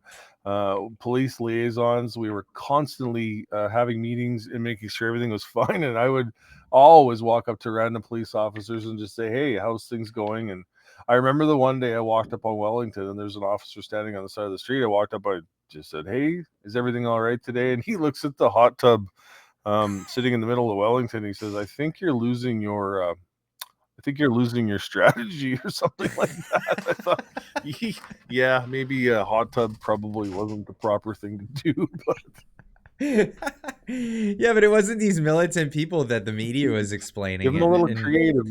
Yeah, and like even Art, no, not Art, Bell, what's his name? The interim chief Bell. When he did his testimony, he was talking about violence and all this stuff, and then in cross-examination, it turned out that violence was a different word. He didn't mean criminal violence, like actual violence.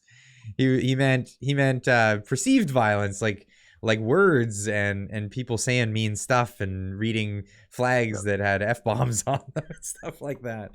Like, that's crazy. Yeah. Trucks are now a term. Just to look at a truck now is a term of violence now. Give me a break, you guys. Eva Chipiak kind of signaled it out.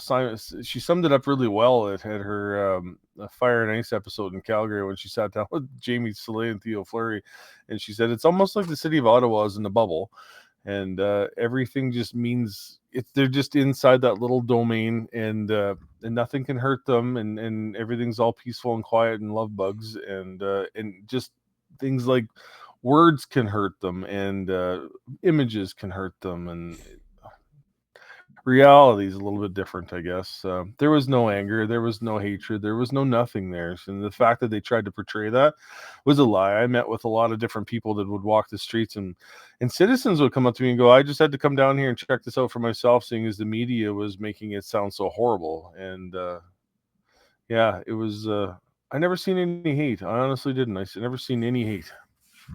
So there were some residential people that were pissed off and they wanted the trucks out of their areas, and so there was works to get some of those trucks out of those areas. And from what I understand, you were pretty influential in being like a communicator to truck drivers, because I mean, there was people from all walks of life, not just truck drivers, right? There was people from just office workers and people that were just coming down to join this whole thing.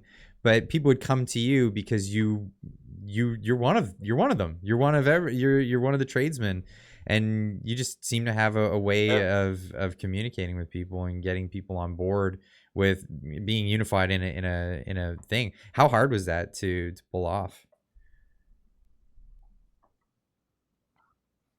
It was some days it was really trying. I had a lot of respect from a lot of the guys on the ground, I believe. I've always spoken. When I say things, I mean it when I say it, and I'll do what I say I'm going to do.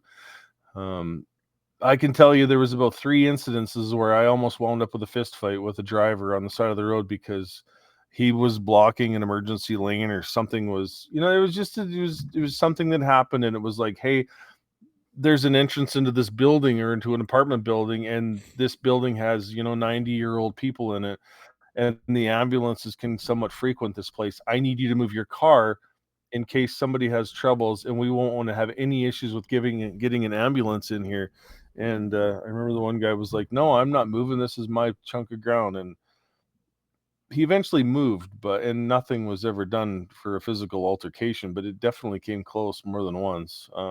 And that was my job on a regular basis, was to make sure those lanes were open, that you could readily get vehicles through, especially emergency vehicles.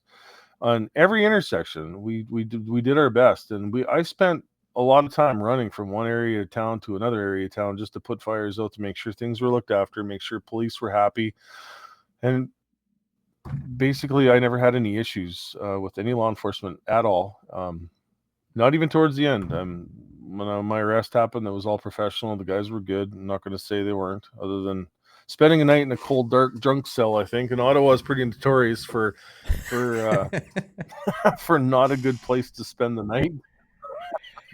For my first experience in a jail cell, I'd have to say it wasn't the most polite one, but when I first got arrested, I thought, oh, I can sleep. This is going to be nice to catch up on sleep. But the lights are on 24 hours a day. You don't know what time it is. You don't know there's no windows. There's no nothing. And you get a hard chunk of concrete to sleep on with no pillow. That's not ideal. No. And it's probably not warm. You don't get blankets and all that stuff. But so, like, oh no, there's so many people that were at this event, and you're not gonna have like one solid consensus of this is why I'm here and this is how long I'm staying and this is what's going on. So how do you manage that in a situation where you're like communicating with all these people who are there from different places around Canada, different ideas? Like, what was the consensus? Like, I heard stories about people like, oh yeah, I'm gonna be there for like a week and then that's all I got. And then, you know, other people like, no, I'm in it for the long haul. What was the real feel there on the ground? I know people that left North Battleford or Medicine Hat and we're going to go as far as Regina and turn around and come home. And then 3 weeks later, I was, phoning them to say, hey, it's time to go home. It was like that. People, I always give the analogy. I think I give the analogy of the inquiry too, that if you put 200 truck drivers in a room, somebody's going to get a broken nose and a black eye and a bleedy nose, because it's like herding cats. Yeah. And we put, how many drivers in buildings for meetings, never had an issue. It did come close, guys. Everybody has a different opinion, and some guys had lost everything. I know there's a few drivers there that had literally lost everything they've ever worked for because of the COVID. And they were there. That was their hill that they were going to die on, apparently, not in a violent way. Yeah. That was their stand. That's what they were. They weren't leaving them because they didn't have anything to return home to. I hope those guys are doing good to this day. I've lost touch with so many of the people that I met, and hopefully someday rekindle. But yeah, the different personalities all across the spectrum was something I'll never forget. I met with so many amazing people, and I think, like I said, I had the respect of most of the guys on the ground, and if I didn't, I was definitely an ear that would listen to anybody that any concerns they had and try and find a way to work through it. So crazy, because it's such a high test situation, right? Like, there's so many personalities, emotions, and political things going on. You've got the federal government that doesn't want to speak to you. You've got the municipal government that I guess they kind of wanted to speak to you, but they're off and on. It was like a ex-girlfriend kind of relationship from what I could hear from the inquiry. Like, they're like, I'm talking to you, I'm not talking to you. No, we're not getting along. And it was just really weird. And then Doug Ford declaring a state of emergency ahead of the emergency in federally. And like, how do you juggle all that? How do you juggle all that and then come out of it without people going, you messed it up? Well, because there's always going to be those people.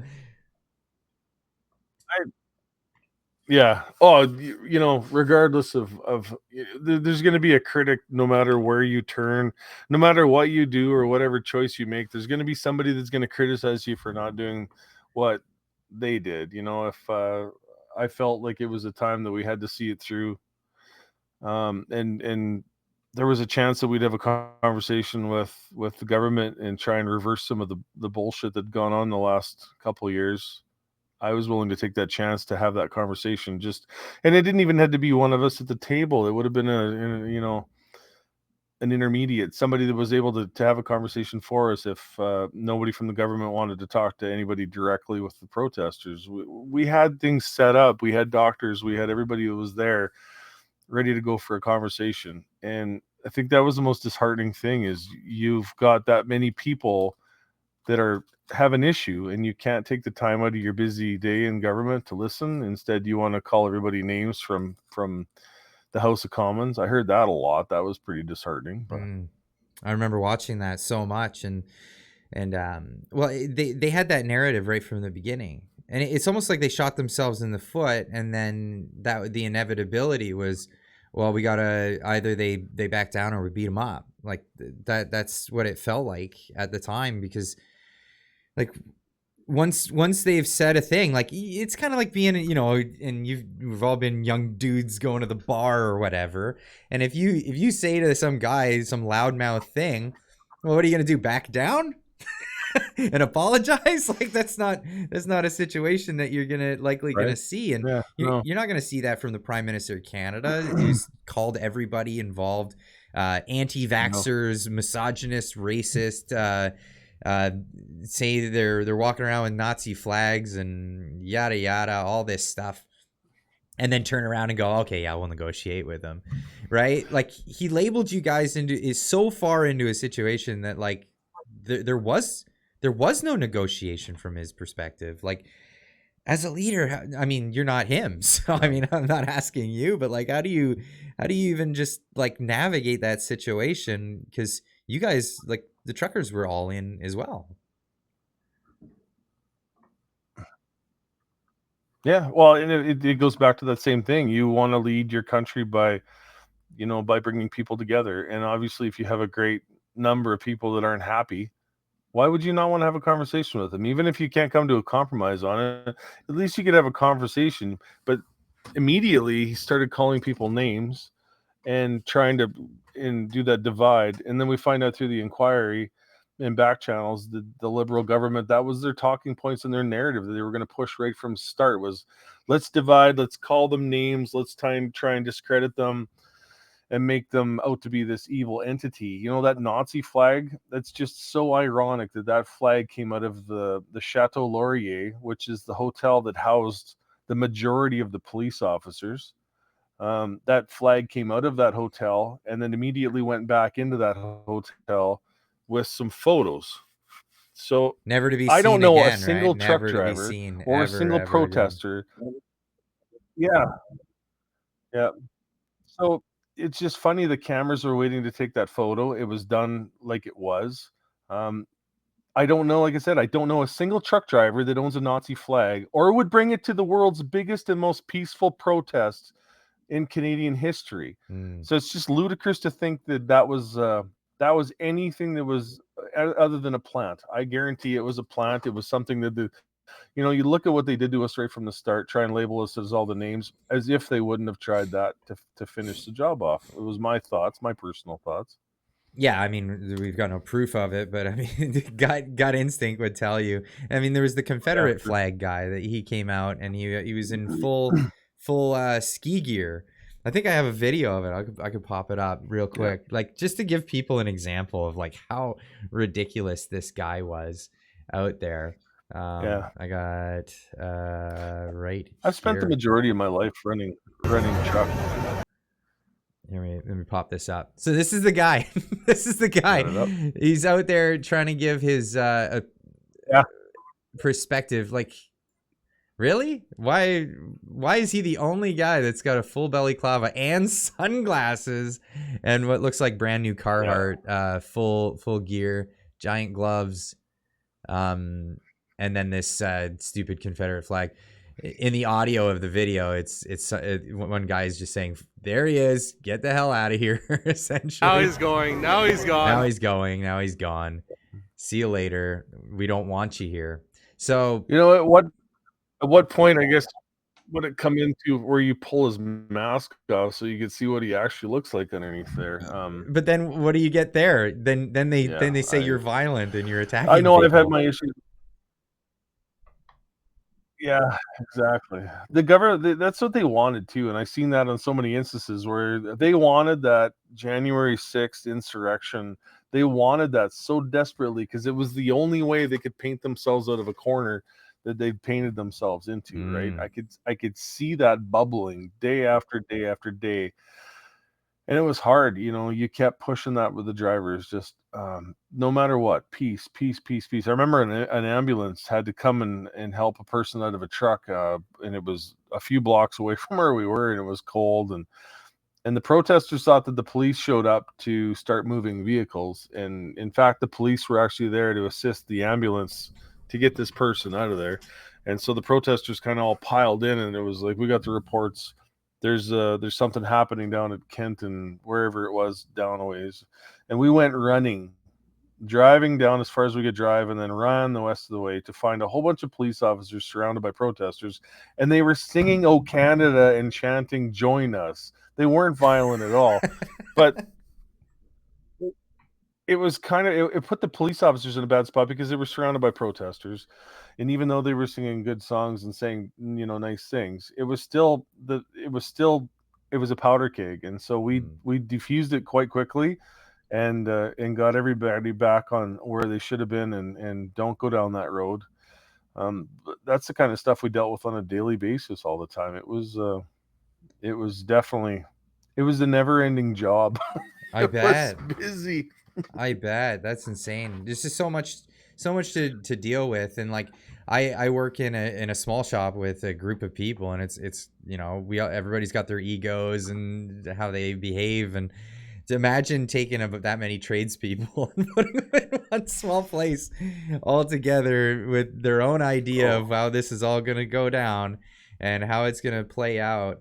So like I assume there were some people that were like in it for the long haul. They weren't going to go anywhere until it was over. And I get it. Like, some people were disappointed that, you know, it went the way it went. Well, everybody's disappointed the way it was dismantled, because that was just unbelievable. People having their bank accounts frozen, suspended civil liberties across Canada for this event. And well, obviously we're going to be finding out whether or not that was justified, according to a commissioner, a report. Everyone who's watching this has already found out, but it's incredible. Like, this is kind of makes you curious how Brenda Lucky did. How Brenda Lucky what? Sorry, what was that?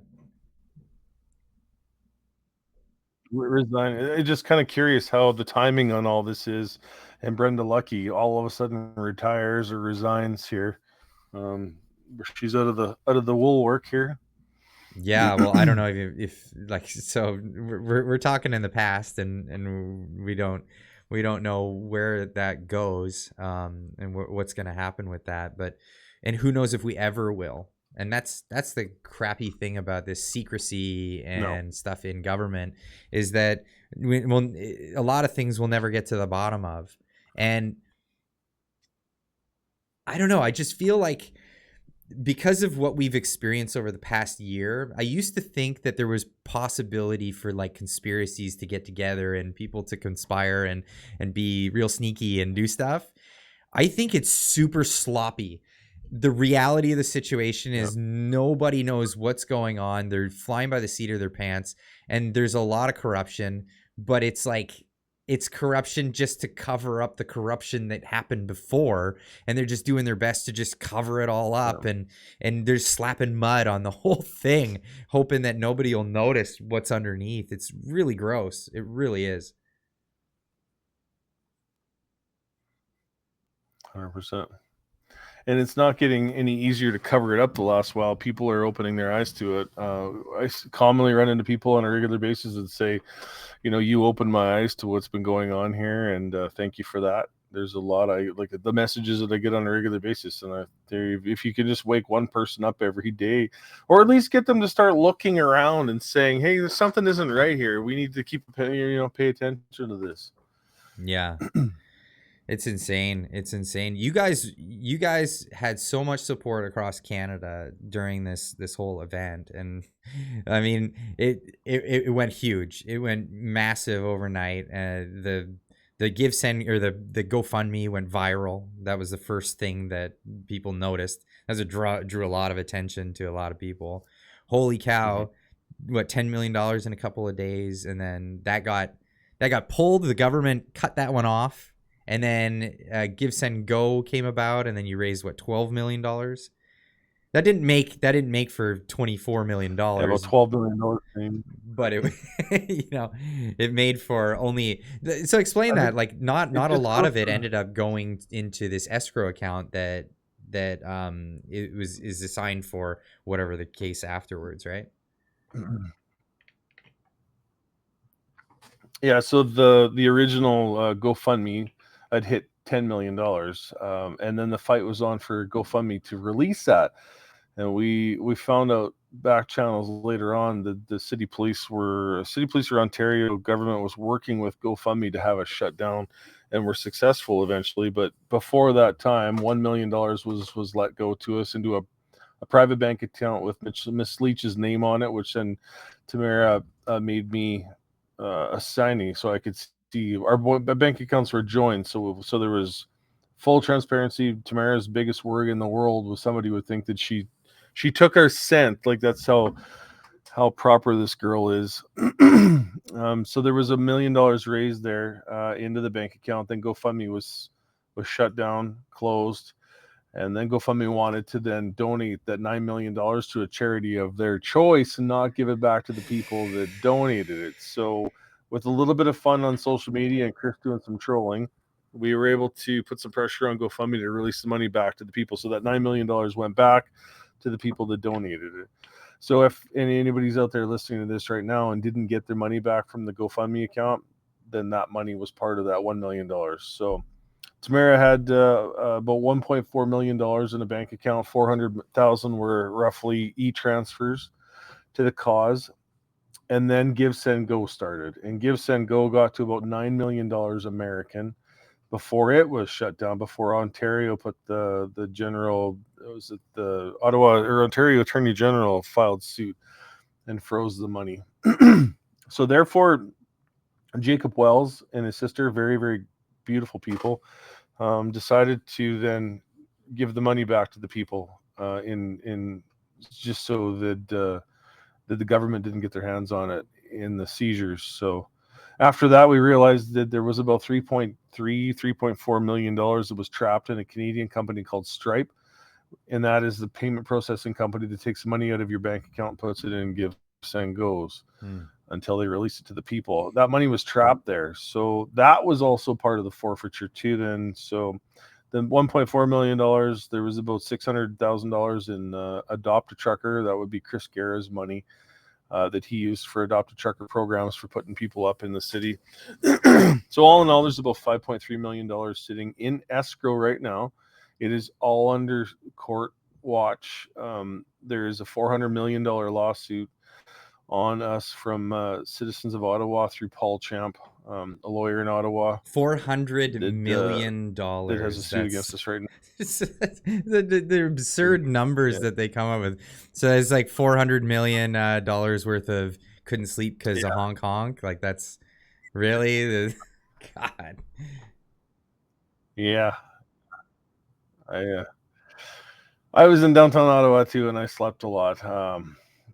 Maybe I was just extremely tired, but definitely $400 million is a lot of money. The case is known as the Zexi Lee versus Chris Barber. I'm thinking because my name is the first in the alphabetical order, it will be a document that will go down in history as the Canada's largest class action lawsuit. Once that fight is fought, and if we win or lose, then there is I believe it's a $3 or $4 million lawsuit from the Ontario Attorney General's office that they have against Tamara and myself. So there's a lot of doors we got to go through in order to get any of this money figured out and to the proper places that it needs to go. So if you come out on top and a lot of fighting, and if you come out on top and all those lawsuits don't win, and the money's left in escrow, what's the plan for that money after all said and done? That would be the original plan. So what we have right now is a not-for-profit setup. It's called Freedom Corp. There is 8 directors. Tamara and myself are still quite prominent in this, in looking after this. If we are awarded the money through the court someday soon, the money will go back to the drivers that it belonged to in the first place, and then leftover money that will then go to veteran societies across Canada like it was originally intended to. I'll never take a dime of that money, and neither will Tamara or anybody else on the board.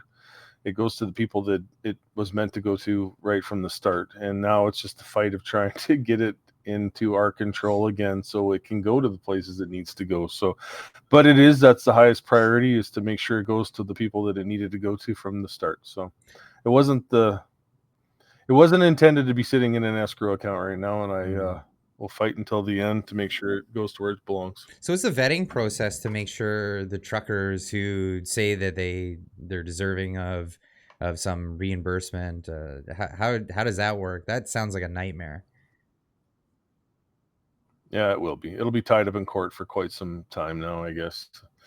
I never thought I would be involved with so many lawyers in my life. I've managed to make it 47 years and never be in handcuffs, never be in jail, and never be in a courtroom. And the last 12 months have definitely been interesting and changed a lot. I met some really, really good people, though. I'm proud to call Keith Wilson and Eva Chipiak very good, close personal friends now, as well as legal counsel. The Justice Center for Constitutional Freedoms, the JCCF out of Calgary, has been with us right from the start, and helping us with all this stuff. It's because of them that we have the support we do right now financially to get us through all these legal battles that we're fighting.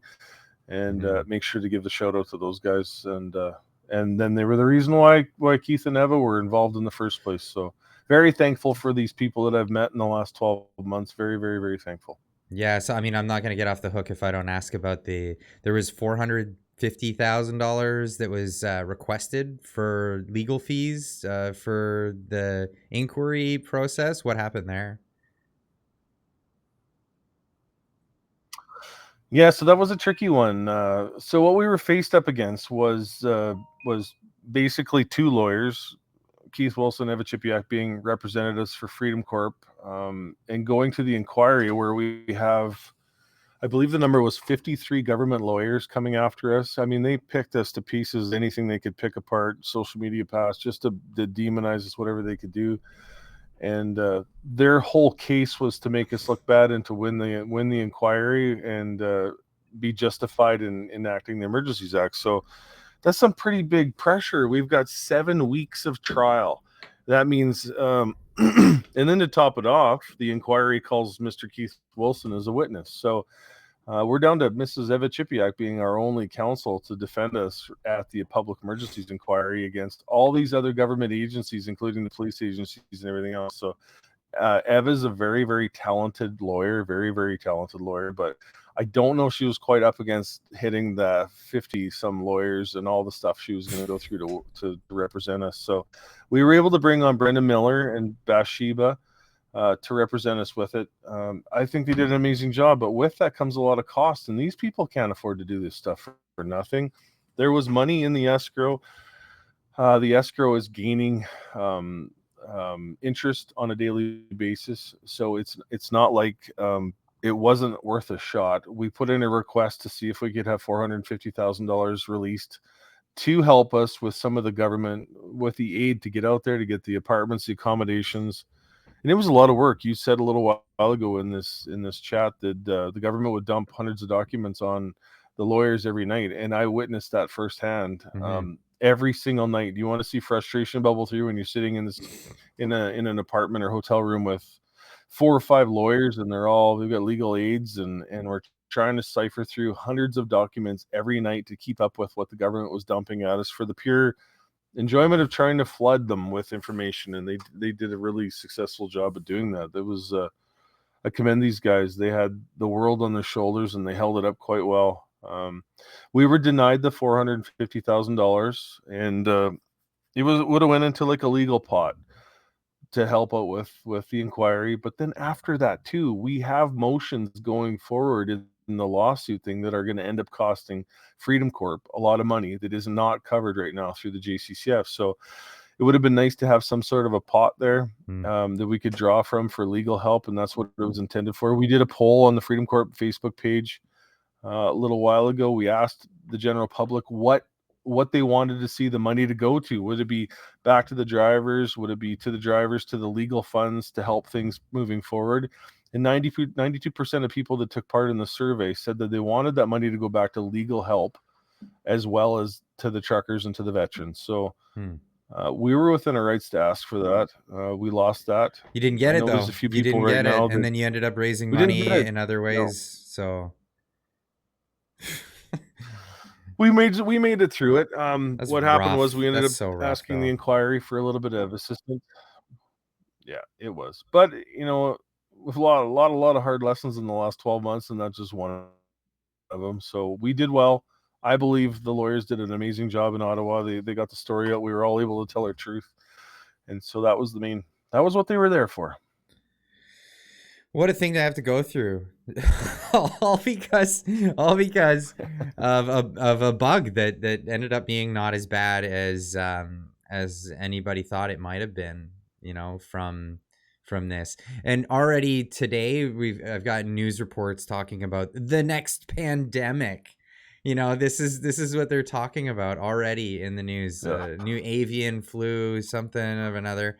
Like, what do you think? So even if there was a real pandemic tomorrow, like a real one, like not a pretty bad cold, but like a real pandemic, I think we'd be hooped. I think we'd be absolutely hooped because I think the government's lost all trust and they won't be able to implement anything to actually save people. I used to get my flu shot every fall. Did you know that? And I'm fully vaccinated too right now. I did my part and tried to make it. I listened to what they wanted to. I wasn't happy about it, but I did.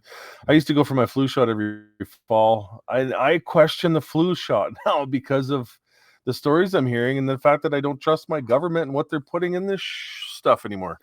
So it's unfortunate that we're at a place right now. What happened to monkeypox? Does anybody know what happened to that? That was apparently going to like... It's just gone. It's Did gone. they realize that they named it something really stupid?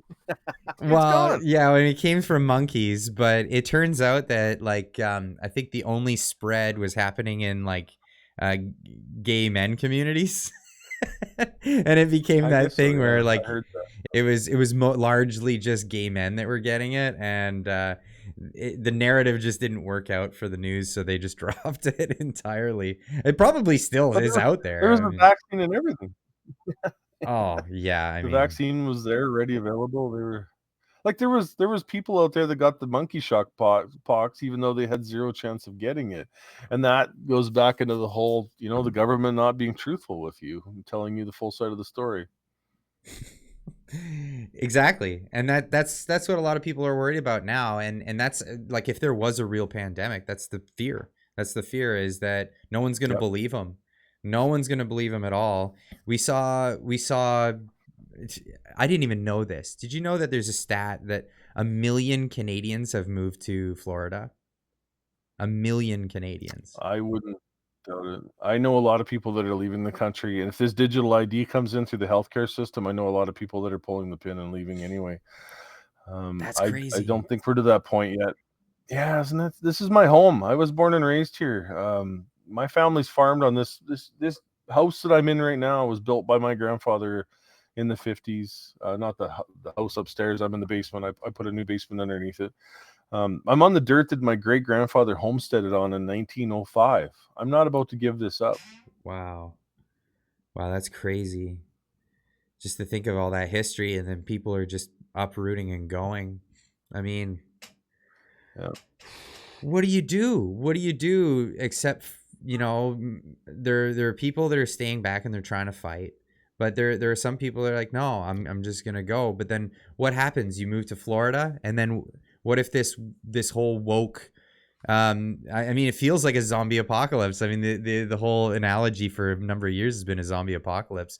But it's just this woke culture just keeps coming, and it keeps encroaching on people. They flee and they move to other areas, but then, you know, it just keeps pushing. I know Florida right now, so I think what I was getting to is that the Florida fared well. They didn't do any of this stuff, and they're good, and that's why people are flocking there. But other places too, like South Dakota, did the same thing. You've got South Dakota, North Dakota. Their vaccine requirements were were minimal, but maybe people like Florida a little bit different than South Dakota. I would take South Dakota, where I know there's not an anaconda snake or something like that underneath every pool that you got to worry about. But it's kind of like Australia. I'll stay the hell away from there. Oh, that's funny. I don't know. It's I think if more people realize what they're up against and stand up and say no, then the government will stop. You know, when they realize that people aren't on their side and people are awake to this stuff. But the more people keep sleeping and falling into this narrative and thinking it's okay just to fight back and forth, like right now, it seems like everybody wants to fight. That's all anybody wants to fight.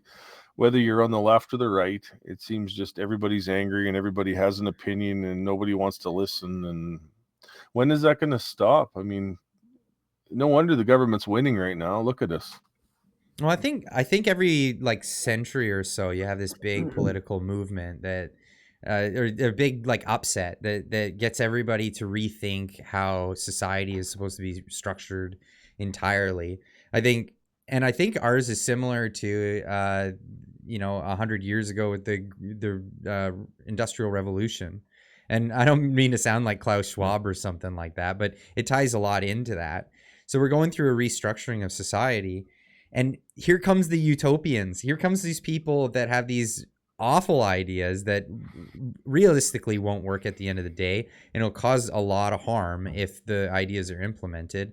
But it happened all these years ago. You know, they come in with these ideas where maybe we don't have property rights. What if we didn't have property rights? Wouldn't everything just be great? And if everybody shared? And like, this sounds great on the surface, but like when you look down at behind it, like it was property rights that actually led to the greatest economic boom and in world history. The fact that the average Joe could own their own property and not be property under a lord, you know what I mean? Serfdom sucked, and it didn't go very far. Oh, for sure. Yeah. It didn't go very far. People just they called it the daily grind because people would just grind on stones to get their wheat for the day, and that's all they got. And anything extra would just be given to the lords anyway, so they wouldn't work any harder than that. So there was no incentive. With this new idea of bringing property rights into question again and saying that, well, maybe we could own nothing and be happy. I don't think it'll fly. Not in my country, it won't. No, I've worked hard for what I have right now. I got a beautiful company and a beautiful little farm here, and I'm happy there. And I'm not willing to give it up for anything. I will fight for it. And yeah, it's kind of hard to see and have those conversations with certain people. And I don't have to have those. I have a lot of conversations with people that are on the same mindset as myself on a regular basis, and I have yet to find one person that thinks I'm, the piece of junk that I get called on social media on a regular basis. But until that day, I guess I'll keep thinking that the majority of Canadians feel the same way I do. I think people are tired of the woke left. I think the vast majority of Canadians are seeing what's going on. And I think it's a matter of time before they start saying enough is enough. And my voice matters too. I think it's about the 5% of people right now that are worried about the things that they can't control and trying to affect other people's lives. So I hope one day we can all stand up to it and say enough. Cancel culture needs to be canceled. It's ruined enough people's lives, and it's destroying our country from within. Yeah, it's awful. It's awful. And the reality of the situation is nobody cares about what people are doing in their personal lives. Like these things that people are saying that they're like, we have the debates, and it's all happening in academia and in the cities right now, right? It's trans rights and all these other things. I don't care if somebody wants to be a tranny or whatever they call themselves. If I'm saying the wrong word and offending somebody, I don't care what people want to do with their life. If they want to do that, as long as they're not imposing anything on anybody else or trying to mess with kids, that's when I get really, no, you're not going to do that. But yeah, I mean, we should always protect children and, vulnerable people in society. 100%. That's for sure. But like, if somebody wants to go and do what's not normal, Don't call it normal. Like, okay, I get people want to normalize things. Well, It'll never yeah. be normal. Like, You know what? Live your best life, and live your best life. If you want, If you want to, like I said before, if you want to wear a mask, if you want to stay in your basement all day, if you care about gender equality, if you care about anything else, live your best life. But when it starts affecting somebody else's right to their freedom, that's when there's a line that's crossed. So I every year the Mexican drag queens come up from Mexico and do a song and dance night in one of the local bars around me. And I've attended before and I'll attend again. I think it's an evening of entertainment. They dance, they sing. Yes, they look pretty bloody good. There's a guy that dressed. It's a male dressed as a female, and you're like, I caught a few, and I'm like, that's surprising. You look amazing. Good for you. All the power to you. If that's what makes you happy, all the power to you. It's not my cup of boat. I'll support you, but I don't want it to. I don't want my children to be raised in the school where it's okay. There's a time and a place for everything, and there's a few people out there on the friends of mine that are out there fighting that, the drag queen story hours, and there's kids and this, and I'm not going to be the guy that stands there and protests with them. I don't have enough time for that in the day. no. And honestly, I'm not interested in that. Like I said before, you do whatever makes you happy. And if that makes you happy, then have at her. But don't affect children, like you said. I'm with you on that. So, well, I honestly, I'm only think, here for one. and I heard this argument from somebody where, like it's almost, so it's a weird situation for the people. Like you said, the drag queen stuff has been around for a long time. It's a burlesque thing that happens in bars, and if that's where it happens, well, that's adults doing adult stuff, and that's fine. But these people, they do paid gigs. And I think in some situations, they're told that they're going to a bar, and then I could see it where, you get political actors that are like, yeah, we'll get them in front of a bunch of kids. They tell them it's going to be this venue, and then they show up and it's something else. So like, there could be a situation in one of these ones where protesters are showing up and a drag queen's showing up thinking that they're going to be at one venue and they're totally at another one. So like, be careful at who you're like getting really suss out the whole situation for sure, because you really don't want it, like, people right now, innocent actors to get hurt in this whole thing too, right? Oh, absolutely.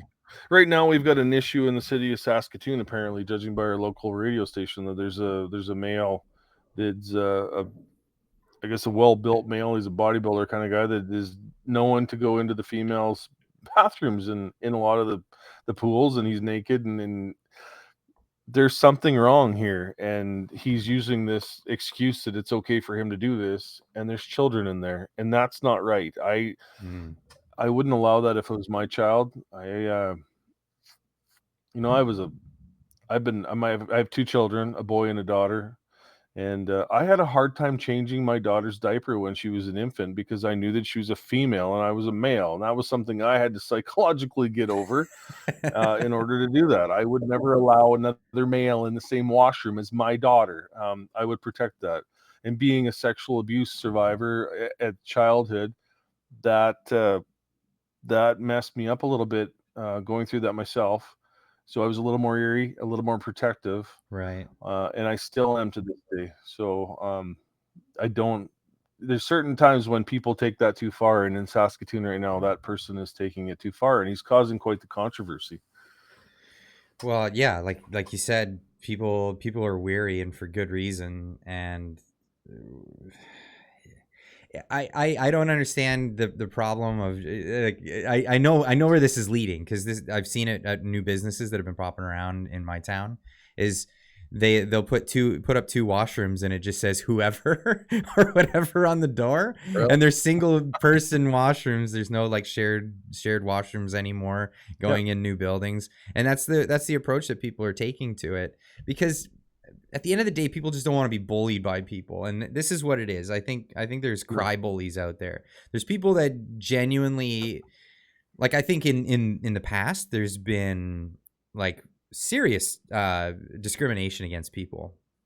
And that's absolutely, that's horrible. And we should be glad that doesn't happen anymore. And that should be the celebration. It should be the celebration that we don't do that in Canada. None of us are like that. And to push it that extra mile, it's just like it feels like they're trying to undo all the good that had been done in previous times, and that's what's going to happen. Is there's going to be a rebound effect, and people are like, okay, well you had it this way, now you get none of it, and people will end up getting hurt in the end, and that's what I'm afraid of, really.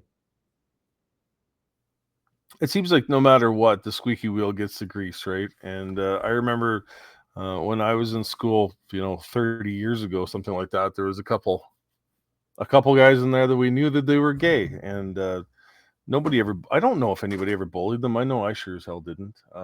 But then one day they came out of the closet and they're like, we're gay. And they expected this, like, hey, congratulations. No, we all knew that you were gay. We could all see it on you.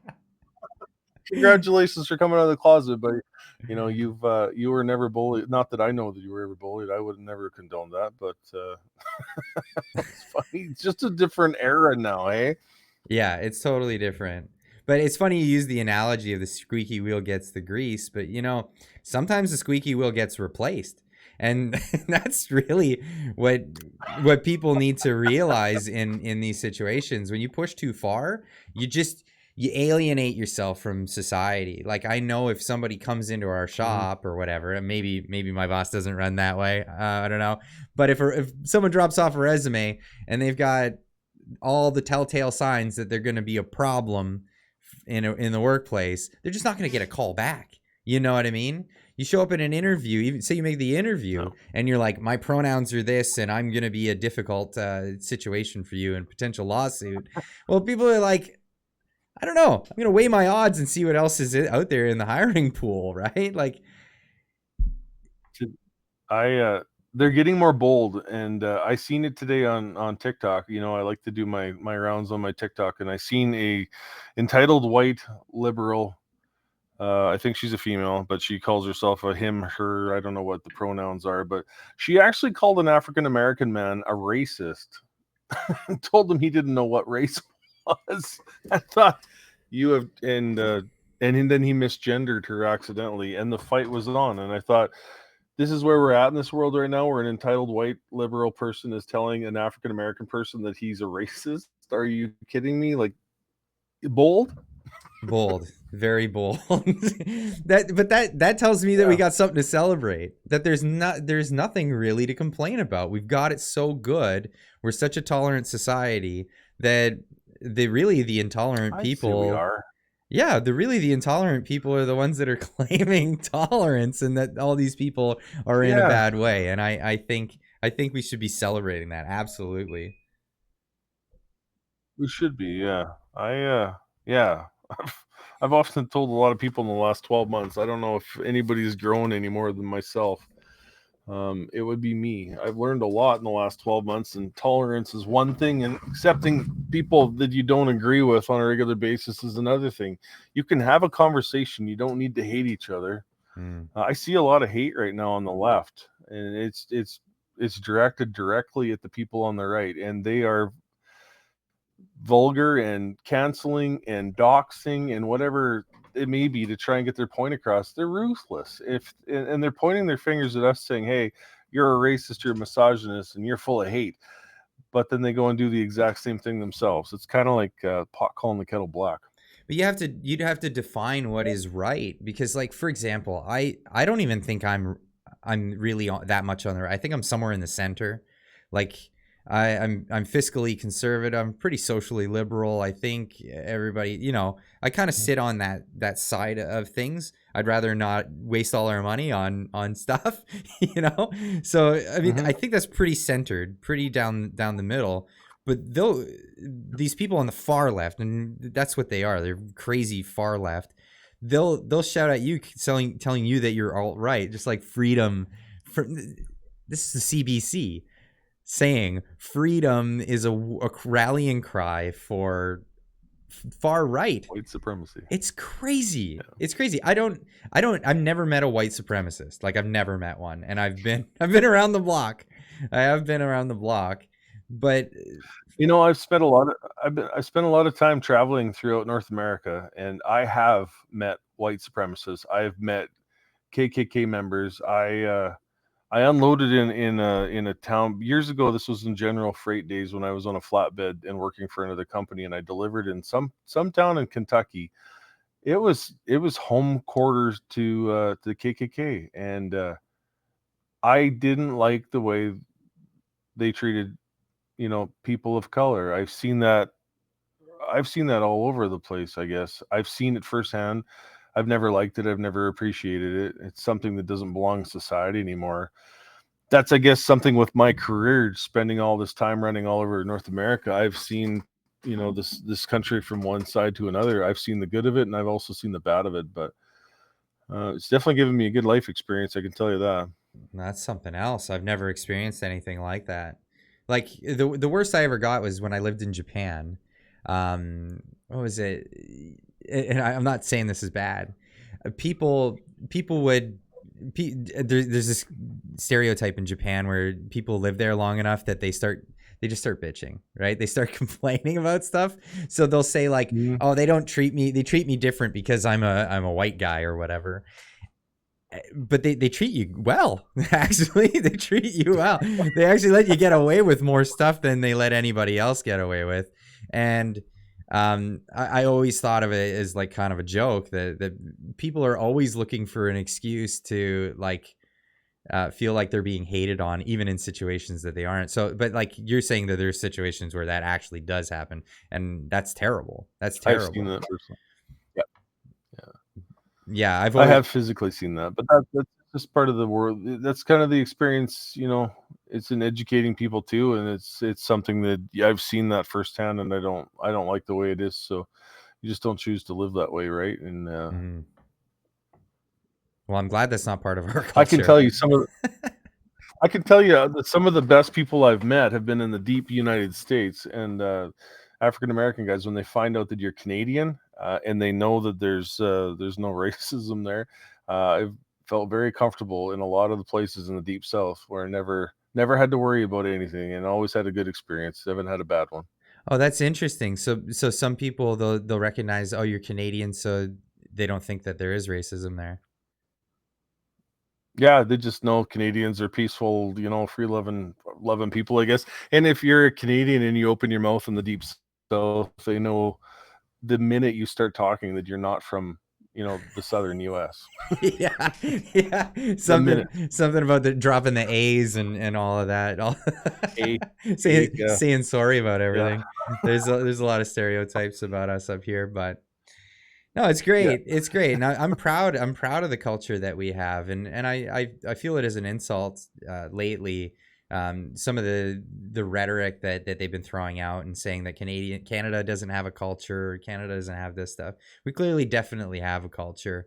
There's many parts of it, and there's like different flavors all over the place, and that's fun and exciting. It's a great thing when you get to travel around and meet the different people in the country and get to know how they behave and the different idioms and things that they have as part of their things. I'm sure you've gotten to see tons of that. Absolutely have, yes. And that was the perfect example of 12 months ago in the city in Ottawa, meeting every different person of culture. The Sikh community had tents set up on the side of the street there with hot tea and meals. Everything was there. It was nothing like what the media portrayed it to be as this bad place. There was everything there. It was a big awakening, is what it would be resembled to, I guess. It's crazy. That's crazy. So what does normal life look like for Chris Barber moving forward after all of this and after all the court stuff and it's all said and done? Say they let you off. Well, I'm a truck driver. I've always been a truck driver. I still drive truck to this day. I'll be hauling equipment tomorrow. I've got a couple loads to deliver. I will continue doing that. I'm bringing my son up right now. He's running equipment with me. He has his own truck and trailer, and kind of handing the reins off to him, and hopefully I can slow down a little bit. We've run into about the business. It'll be just the business. And then if people want to hear from me or like this, and then I'm more than willing to speak to. This weekend coming up, we have Christine Anderson is going to be in Calgary, so there's a a big deal to meet her, German Chancellor, not German Chancellor, EU Chancellor. That's exciting. If anybody remembers her from a year ago, speaking out against Trudeau on the stage of the European Union, which was a momentum time. That was awesome to watch her tear him a new ass from front to back. That was good. I'll get to meet her personally in a couple days. I can't wait. There's a movie premiere coming up. It's just, there's a lot of court stuff in the next little while here. Tamara and I are working through all these issues via courts and via lawyers. Once we're clear to those charges, we'll be coming on your podcast, her and I together, to do a little interview with you. So Awesome. That would be great. We'll make our. That'd be fantastic. And talk about exactly what went down and all of that stuff. And moving forward, like, it would be nice to see when like the board, because everything is way up in the air with the Freedom Court board because of charges and inquiry and all this stuff. Then we can see more. I think I'll be able to talk to some of the people on the board, maybe bring some of them on the podcast as well to for sure. Just answer any questions that people still have, because you never know what's going on, and people are curious of what's happening after all said and done and all of this stuff. I wish everybody would remember that a lot of us are more than willing to speak. If anybody has any questions or concerns, I'm easy to get a hold of, and I'm willing to talk to anybody that has a question or a concern, and I will put anybody at ease that everything has been done rightfully and properly and with respect to where everything should be. That nothing's been mishandled, and nothing will be mishandled, and it will be, everything will be going to where it's intended to go to. But right now we have other fights that have to be worked through, and it'll come around one of these days. It'll come around. So, well, I'm looking forward to it. Chris Barber, thanks for joining me today. It's been just a little over 2 hours, so we'll wrap this one up, and then we'll live on to talk another day. Again, this will be airing after the fact, so there's a bunch of stuff that's going on. So maybe I'll even just pull you in for a reaction after the fact. Who knows? But I'm glad that you make yourself so available for everybody to keep in contact with you. Awesome. And where can people find you on social media? Big Red 1975.5 is my TikTok handle, and of course Chris Barber is on Facebook.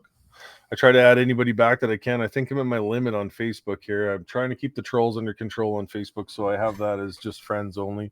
But TikTok, we're all over the place doing our day-to-day stuff. So, all right. Well, I'll make sure I get the links in the description, and we'll link you up. Yeah, no, I appreciate it. So it was good talking to you, Clyde. We will do it again for sure. Absolutely.